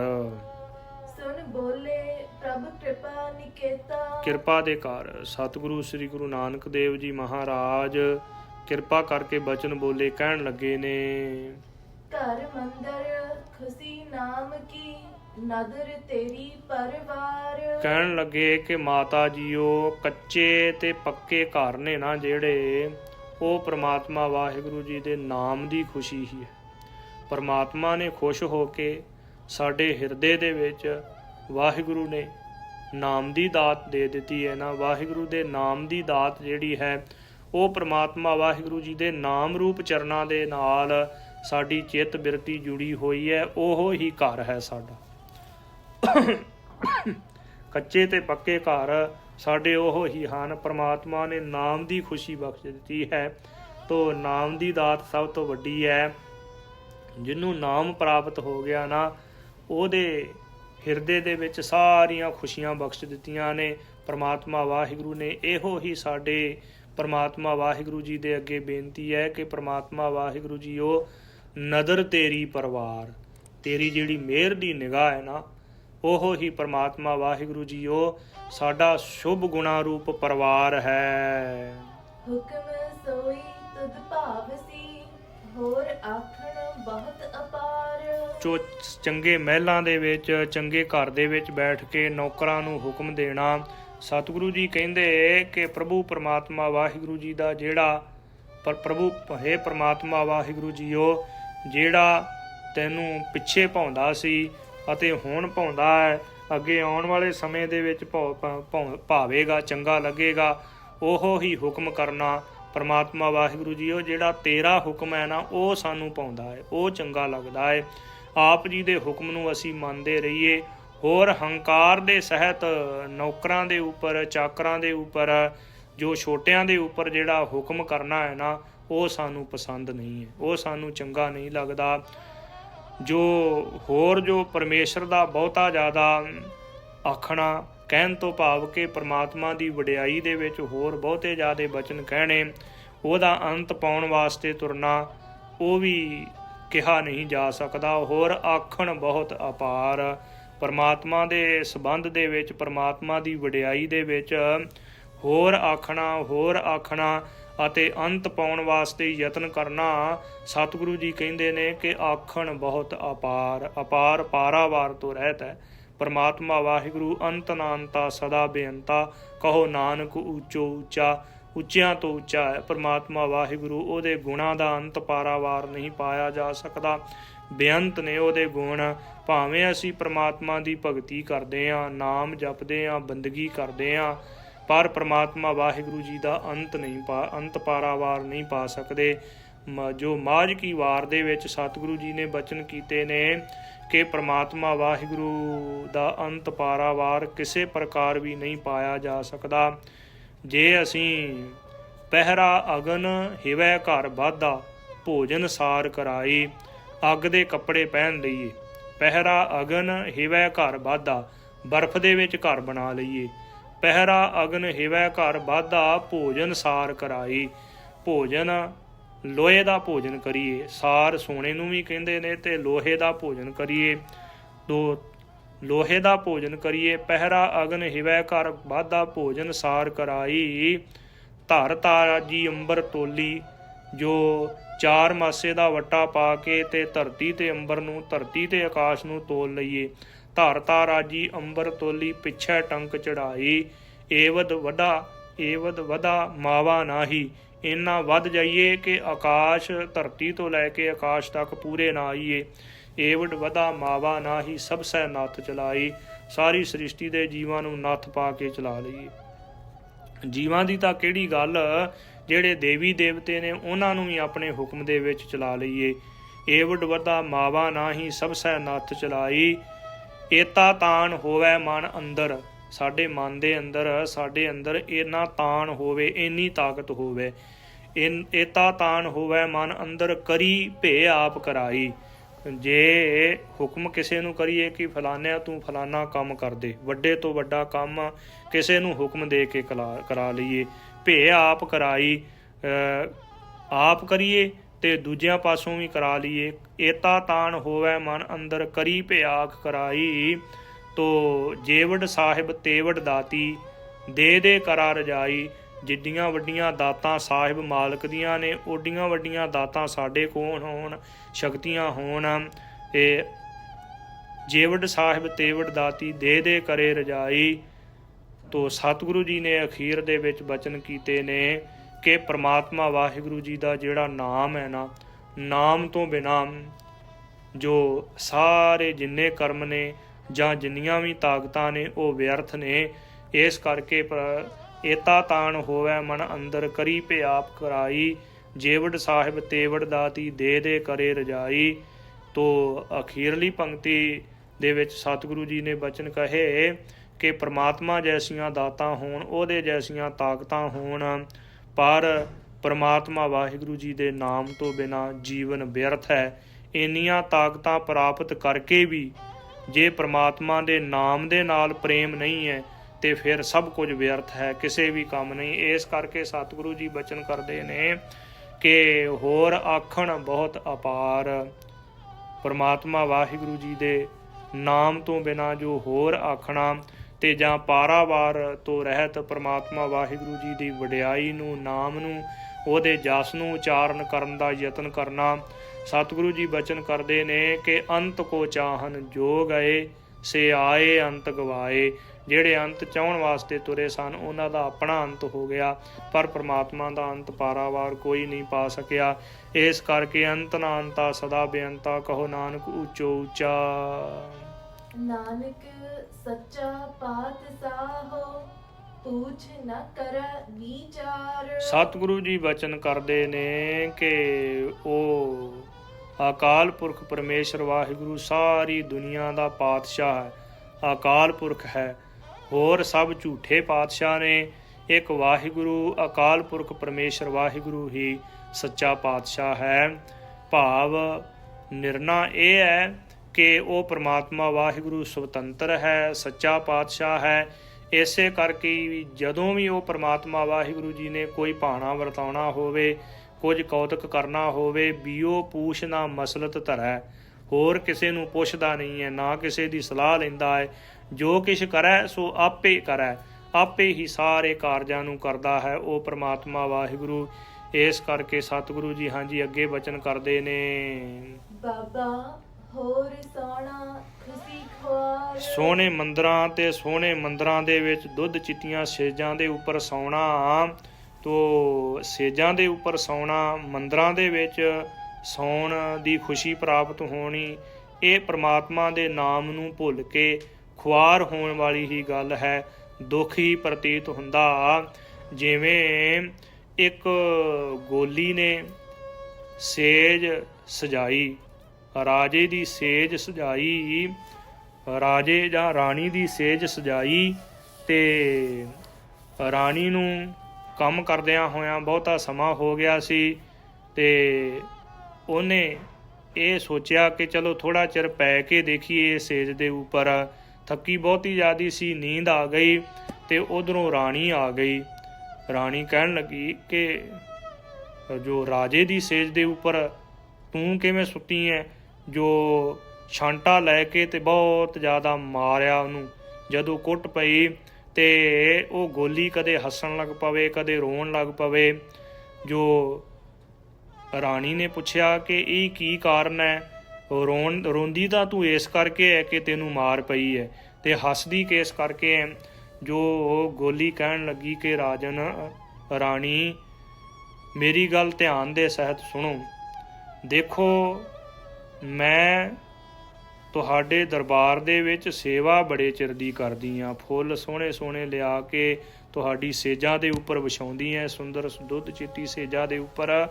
ਪਰ ਅੱਜ ਥਕਾਵਟ ਹੋਣ ਕਰਕੇ ਤੇ ਜਾਂ ਮੇਰੇ ਮਨ ਦੇ ਵਿੱਚ ਥੋੜ੍ਹਾ ਜਿਹਾ ਫੁਰਨਾ ਆਇਆ ਕਿ ਮੈਂ ਇਸ ਸੇਜ ਦੇ ਉੱਪਰ ਸੌਂ ਕੇ ਦੇਖਾਂ ਕਿੰਨਾ ਕੁ ਸੁੱਖ ਪ੍ਰਾਪਤ ਹੁੰਦਾ ਹੈ। ਮੈਨੂੰ ਤਾਂ ਤੁਹਾਡੇ ਸਾਹਮਣੇ ਇਹ ਸੁੱਖ ਪ੍ਰਾਪਤ ਹੋਇਆ ਹੈ। ਥੋੜ੍ਹਾ ਜਿਹਾ ਸੌਣ ਕਰਕੇ ਤੇ ਮੈਨੂੰ ਇੰਨੀ ਮਾਰ ਪਈ ਹੈ, ਜਿਹੜੇ ਸਦਾ ਵਾਸਤੇ ਸੌਂਦੇ ਨੇ ਉਹਨਾਂ ਦਾ ਕੀ ਹਾਲ ਹੋਵੇਗਾ। ਤੇ ਦੇਖੋ, ਹੈ ਉਹ ਗੋਲੀ ਸੀ, ਪਰ ਉਹਦੇ ਪਾਸੋਂ ਵੀ ਰਾਜੇ ਤੇ ਰਾਣੀ ਨੂੰ ਗਿਆਨ ਪ੍ਰਾਪਤ ਹੋਇਆ। ਇਸ ਕਰਕੇ ਉਹਨਾਂ ਨੇ ਵਿਚਾਰ ਕੀਤੀ ਕਿ ਜਿਸ ਪ੍ਰਮਾਤਮਾ ਨੇ ਧਨ ਦੌਲਤ ਦਿੱਤਾ, ਇਹ ਸਭ ਕੁਝ ਦਿੱਤਾ, ਉਹਦਾ ਸ਼ੁਕਰਾਨਾ ਵੀ ਕਰਨਾ ਚਾਹੀਦਾ ਹੈ। ਇਸ ਕਰਕੇ ਸਤਿਗੁਰੂ ਜੀ ਕਹਿੰਦੇ ਨੇ ਕਿ ਬਾਬਾ ਹੋਰ ਸੌਣਾ ਖੁਸ਼ੀ ਖੁਆਰ, ਪਰਮਾਤਮਾ ਨੂੰ ਵਿਸਾਰ ਕੇ, ਪਰਮਾਤਮਾ ਨੂੰ ਭੁਲਾ ਕੇ ਚੰਗੀਆਂ ਸੋਹਣੀਆਂ ਦੁੱਧ ਚਿੱਟੀਆਂ ਸੇਜਾਂ ਦੇ ਉੱਪਰ ਸੌਣਾ, ਸੋਹਣੇ ਮੰਦਰਾਂ ਦੇ ਵਿੱਚ ਵਿਸਰਾਮ ਕਰਨਾ, ਇਹ ਖੁਸ਼ੀ ਦੇ ਵਿੱਚ ਖੁਆਰ ਹੋਣਾ ਹੀ ਹੈ। ਜਦੋਂ ਪਰਮਾਤਮਾ ਨੂੰ ਭੁਲਾ ਦਿੱਤਾ, ਇਹ ਸਭ ਕੁਝ ਪ੍ਰਾਪਤ ਕਰਕੇ 36 ਪ੍ਰਕਾਰ ਦੇ ਭੋਜਨ, ਸੋਹਣੇ ਮਹਿਲ ਪ੍ਰਾਪਤ ਕਰਕੇ, ਜੋ ਸੁੰਦਰ ਸੇਜਾਂ ਪ੍ਰਾਪਤ ਕਰਕੇ ਜੇ ਪਰਮਾਤਮਾ ਨੂੰ ਵਿਸਾਰ ਦਿੱਤਾ ਤੇ ਦੁੱਖ ਹੀ ਦੁੱਖ ਹੈ। ਹਾਂਜੀ। ਜਿਤ ਸੁਤੈ ਤਨ ਪੀੜੀਆ, ਮਨ ਮਹਿ ਚਲਹਿ ਵਿਕਾਰ। ਜਿਸ ਦੇ ਉੱਪਰ ਸੌਣ ਕਰਕੇ, ਜੋ ਗੂੜੀ ਨੀਂਦ ਦੇ ਵਿੱਚ, ਅਵਿਦਿਆ ਦੀ ਨੀਂਦ ਦੇ ਵਿੱਚ ਸੌਣ ਕਰਕੇ, ਪ੍ਰਤੱਖ ਰੂਪ ਦੇ ਵਿੱਚ ਸੋਹਣੀਆਂ ਦੁੱਧ ਚਿੱਟੀਆਂ ਸੇਦਾਂ ਦੇ ਉੱਪਰ ਸੌਣ ਕਰਕੇ ਮਨ ਦੇ ਵਿੱਚ ਅਤੇ ਤਨ ਦੇ ਵਿੱਚ ਜੋ ਵਿਕਾਰ ਹੀ ਪੈਦਾ ਹੁੰਦੇ ਨੇ। ਜਿਤ ਸੁੱਤੈ ਤਨ ਪੀੜੀਐ, ਮਨ ਮਹਿ ਚੱਲੈ ਵਿਕਾਰ। ਭਾਵੇਂ ਦੁੱਧ ਚਿੱਟੀਆਂ ਸੇਜਾਂ ਹੋਣ, ਪਰ ਜੇ ਜੋ ਹਿਰਦੇ ਦੇ ਵਿੱਚ ਸੁੱਖ ਨਾ ਹੋਵੇ, ਦੇਹੀ ਅਰੋਗ ਨਾ ਹੋਵੇ, ਤੇ ਫਿਰ ਉਹਨਾਂ ਦੇ ਉੱਪਰ ਵੀ ਨੀਂਦ ਨਹੀਂ ਆਉਂਦੀ। ਤਨ ਨੂੰ ਪੀੜਾ ਹੀ ਹੁੰਦੀ ਹੈ, ਤਨ ਨੂੰ ਵੀ ਪੀੜਾ ਹੁੰਦੀ ਹੈ। ਅਤੇ ਜਿਤ ਸੁੱਤੈ ਤਨ ਪੀੜੀ ਹੈ, ਜੋ ਤਨ ਨੂੰ ਪੀੜਿਆ ਜਾਂਦਾ ਹੈ। ਕਹਿਣ ਤੋਂ ਭਾਵ ਕਿ ਹੰਕਾਰ ਦੇ ਵਿੱਚ ਆ ਕੇ, ਜੋ ਅਵਿਦਿਆ ਦੀ ਨੀਂਦ ਦੇ ਵਿੱਚ ਜਦੋਂ ਇਹ ਜੀਵ ਸੁੱਤਾ ਰਹਿੰਦਾ ਹੈ ਨਾ, ਤੋ ਉਸ ਸਮੇਂ ਹੀ ਪਤਾ ਲੱਗਦਾ ਜਦੋਂ ਸਾਰੀ ਉਮਰ ਪੂਰੀ ਹੋ ਜਾਂਦੀ ਹੈ। ਤੇ ਫਿਰ ਅਬ ਪਛਤਾਏ ਕਿਆ ਬਣੇ, ਜਬ ਚਿੜੀਆ ਚੁਗ ਗਈ ਖੇਤ। ਜਦੋਂ ਸਵਾਸਾਂ ਰੂਪ ਖੇਤ ਨੂੰ, ਸਵਾਸਾਂ ਰੂਪ ਦਾਣਿਆਂ ਨੂੰ, ਜੋ ਅਵਿਦਿਆ ਰੂਪ ਰਾਤ ਅਤੇ ਜੋ ਵਿਕਾਰ ਹੀ ਚੁਗ ਗਏ, ਵਿਕਾਰਾਂ ਰੂਪ ਚਿੜੀਆਂ ਚੁਗ ਗਈਆਂ, ਤੇ ਫਿਰ ਪਛਤਾਏ ਤੋਂ ਕੀ ਬਣੇਗਾ। ਇਸ ਕਰਕੇ ਸਤਿਗੁਰੂ ਜੀ ਬਚਨ ਕਰਦੇ ਨੇ ਕਿ ਵਿਕਾਰਾਂ ਦੇ ਵਿੱਚ ਗ੍ਰਸਤ ਹੋ ਕੇ ਤਨ ਦੇ ਵਿੱਚ ਪੀੜਾ ਹੀ ਹੁੰਦੀ ਹੈ। ਅਵਿਦਿਆ ਦੀ ਨੀਂਦ ਦੇ ਵਿੱਚ ਸੌਂ ਕੇ ਤੇ ਫਿਰ ਸਰੀਰ ਨੂੰ 84 ਲੱਖ ਜੂਨਾਂ ਦੇ ਵਿੱਚ ਦੁੱਖ ਝੱਲਣਾ ਪੈਂਦਾ ਹੈ। ਪਰਮਾਤਮਾ ਨੂੰ ਵਿਸਾਰ ਕੇ, ਪਰਮਾਤਮਾ ਨੂੰ ਭੁਲਾ ਕੇ ਮਨ ਵਿੱਚ ਵਿਕਾਰ ਚੱਲਦੇ ਰਹਿੰਦੇ ਨੇ ਸਦਾ ਵਾਸਤੇ। ਕਾਮ, ਕ੍ਰੋਧ, ਹੰਕਾਰ ਤੋਂ ਐਸੇ ਮੰਦਰਾਂ ਦੇ ਵਿੱਚ ਸੌਂ ਕੇ ਆਨੰਦ ਪ੍ਰਾਪਤ ਨਹੀਂ ਹੁੰਦਾ, ਦੁੱਖ ਹੀ ਦੁੱਖ ਪ੍ਰਾਪਤ ਹੁੰਦਾ ਹੈ ਜੇ ਪਰਮਾਤਮਾ ਨੂੰ ਭੁਲਾ ਦੇਵੇ। ਸਤਿਗੁਰੂ ਜੀ ਨੇ ਆਪਣੀ ਪਾਵਨ ਬਾਣੀ ਦੇ ਵਿੱਚ ਬਚਨ ਕੀਤੇ ਨੇ ਕਿ ਜਿਹੜੇ ਗੁਰਮੁਖ ਨੇ ਨਾ, ਰੱਬ ਦੇ ਪਿਆਰੇ, ਜਿਨ੍ਹਾਂ ਦੀ ਸੁਰਤੀ ਬਿਰਤੀ ਪਰਮਾਤਮਾ ਦੇ ਨਾਮ ਦੇ ਵਿੱਚ ਜੁੜੀ ਹੋਈ, ਉਹ ਸਾਰੇ ਸੁੱਖਾਂ ਦੇ ਵਿੱਚ ਰਹਿੰਦਿਆਂ ਹੋਇਆਂ ਉਹਨਾਂ ਦਾ ਸਭ ਕੁਝ ਸਫਲਾ ਹੈ। ਪਰ ਜਿਨ੍ਹਾਂ ਦੀ ਬਿਰਤੀ ਦੇ ਵਿੱਚ ਜੋ ਵਿਸ਼ੇ ਵਿਕਾਰਾਂ ਦੇ ਫੁਰਨੇ ਆਉਂਦੇ ਰਹਿੰਦੇ ਹਨ, ਉਹਨਾਂ ਦਾ ਸਾਰੇ ਭੋਗ ਭੋਗੇ ਹੋਏ, ਸੁੱਖ ਪ੍ਰਾਪਤ ਕੀਤੇ ਹੋਏ ਵਿਅਰਥ ਨੇ, ਕਿਸੇ ਵੀ ਕੰਮ ਨਹੀਂ, ਕਿਉਂਕਿ ਉਹਨਾਂ ਨੇ ਆਪਣੇ ਹਿਰਦੇ ਦੇ ਵਿੱਚੋਂ ਪਰਮਾਤਮਾ ਨੂੰ ਭੁਲਾ ਦਿੱਤਾ। ਵਿਸਰਾਮ ਦੇ ਕੇ ਕਿਰਪਾ ਕਰਦੇ ਨੇ ਸਤਿਗੁਰੂ ਜੀ। ਦੋਹਰਾ ਸੁਨ ਜਨਨੀ ਮਮ ਬਚਨ ਕੋ, ਅਬ ਲੋ ਹਿਰਦਾ ਉਦਾਸ। ਤੋ ਮਾਤਾ ਜੀ ਨੇ ਸਭ ਕੁਝ ਸੁਣਿਆ ਤੇ ਮਾਤਾ ਜੀ ਕਹਿਣ ਲੱਗੇ ਕਿ ਪੁੱਤਰ ਜੀਓ, ਹੁਣ ਤੱਕ ਤੁਹਾਡਾ ਹਿਰਦਾ ਉਦਾਸ ਹੈ। ਦੇਸ਼ ਵਿਦੇਸ਼ ਬਿਲੋਕ ਕੈ, ਬਾਹਰੋਂ ਆਏ ਆਵਾਸ। ਦੇਸ਼ ਵਿਦੇਸ਼ਾਂ ਨੂੰ ਦੇਖ ਕੇ ਤੇ ਹੁਣ ਤੁਸੀਂ ਬੜੇ ਸਮੇਂ ਤੋਂ ਬਾਅਦ ਘਰ ਦੇ ਵਿੱਚ ਆਏ ਹੋ, ਪਰ ਹਜੇ ਵੀ ਤੁਹਾਡਾ ਹਿਰਦਾ ਉਦਾਸ ਹੈ, ਸੰਸਾਰਕ ਵਸਤੂਆਂ ਨੂੰ ਪ੍ਰਵਾਨ ਨਹੀਂ ਕਰਦੇ। ਇਹ ਮਾਤਾ ਜੀ ਨੇ ਪਾਵਨ ਪਵਿੱਤਰ ਬਚਨ ਕਹੇ। ਤੋ ਵਿਚਾਰ ਕਰਦਿਆਂ ਹੋਈਆਂ ਬੇਅੰਤ ਭੁੱਲਾਂ ਦੀ ਮੁਆਫੀ ਬਖਸ਼ਣੀ। ਸਤਿਗੁਰੂ ਜੀ ਦੀ ਗੁਰਬਾਣੀ, ਗੁਰੂ ਕਾ ਜਸ ਬੜਾ ਅਗਾਧ ਬੋਧ ਹੈ। ਅਸੀਂ ਗੁਰੂ ਕੀ ਵਡਿਆਈ ਸੰਪੂਰਨ ਤੌਰ ਤੇ ਕਰ ਨਹੀਂ ਸਕਦੇ। ਜਿਵੇਂ ਬਚਨ ਆਏ ਨੇ ਕਿ ਕਬੀਰ ਸਾਤ ਸਮੁੰਦ ਹੈ ਮਸ ਕਰੋ, ਕਲਮ ਕਰੋ ਬਨ ਰਾਏ, ਬਸੁਦਾ ਕਾਗਦ ਜੋ ਕਰੋ, ਹਰ ਜਸ ਲਿਖਣ ਨਾ ਜਾਏ। ਪਰਮਾਤਮਾ ਦਾ ਜਸ ਬੜਾ ਬੇਅੰਤ ਹੈ, ਅਸੀਂ ਸੰਪੂਰਨ ਤੌਰ ਤੇ ਕਰ ਨਹੀਂ ਸਕਦੇ। ਸਾਡੀ ਬੁੱਧੀ, ਸਾਡੀ ਮੱਤ ਸਤਿਗੁਰੂ ਜੀ ਦੇ ਪਾਵਨ ਬਚਨਾਂ ਦੀ ਵਿਆਖਿਆ ਨਹੀਂ ਕਰ ਸਕਦੀ। ਸਤਿਗੁਰੂ ਜੀ ਆਪ ਹੀ ਆਪਣੇ ਚਰਨਾਂ ਦੇ ਨਾਲ ਜੋੜੀ ਰੱਖੋ ਜੀ। ਆਪਣੇ ਚਰਨਾਂ ਕਮਲਾਂ ਦੀ ਪ੍ਰੀਤੀ, ਸੇਵਾ, ਸਿਮਰਨ, ਨਾਮ ਬਾਣੀ ਦੀ ਦਾਤ ਬਖਸ਼ ਕੇ ਨਿਹਾਲ ਕਰੋ। ਹੋਈਆਂ ਭੁੱਲਾਂ ਦੀ ਮੁਆਫੀ ਬਖਸ਼ਣੀ ਸਤਿਗੁਰੂ ਜੀ, ਅਤੇ ਸਤਿਗੁਰੂ ਜੀ ਦੀ ਸਾਧ ਸੰਗਤ ਬਖਸ਼ਣਹਾਰ ਹੈ। ਲੇਖੈ ਕਤਹਿ ਨਾ ਛੂਟੀਐ, ਖਿਨ ਖਿਨ ਪੂਲਣਹਾਰ, ਬਖਸ਼ਣਹਾਰ ਬਖਸ਼ ਲੈ ਨਾਨਕ ਪਾਰ ਉਤਾਰ। ਸੁਨ ਜਨਨੀ ਮਮ ਬਚਨ ਕਾ, ਅਬ ਲੋ ਹਿਰਦਾ ਉਦਾਸ। ਦੇਸ਼ ਵਿਦੇਸ਼ ਬਿਲੋਕ ਕੈ, ਬਾਹਰੋਂ ਆਏ ਆਵਾਸ। ਵਾਹਿਗੁਰੂ ਜੀ ਕਾ ਖਾਲਸਾ।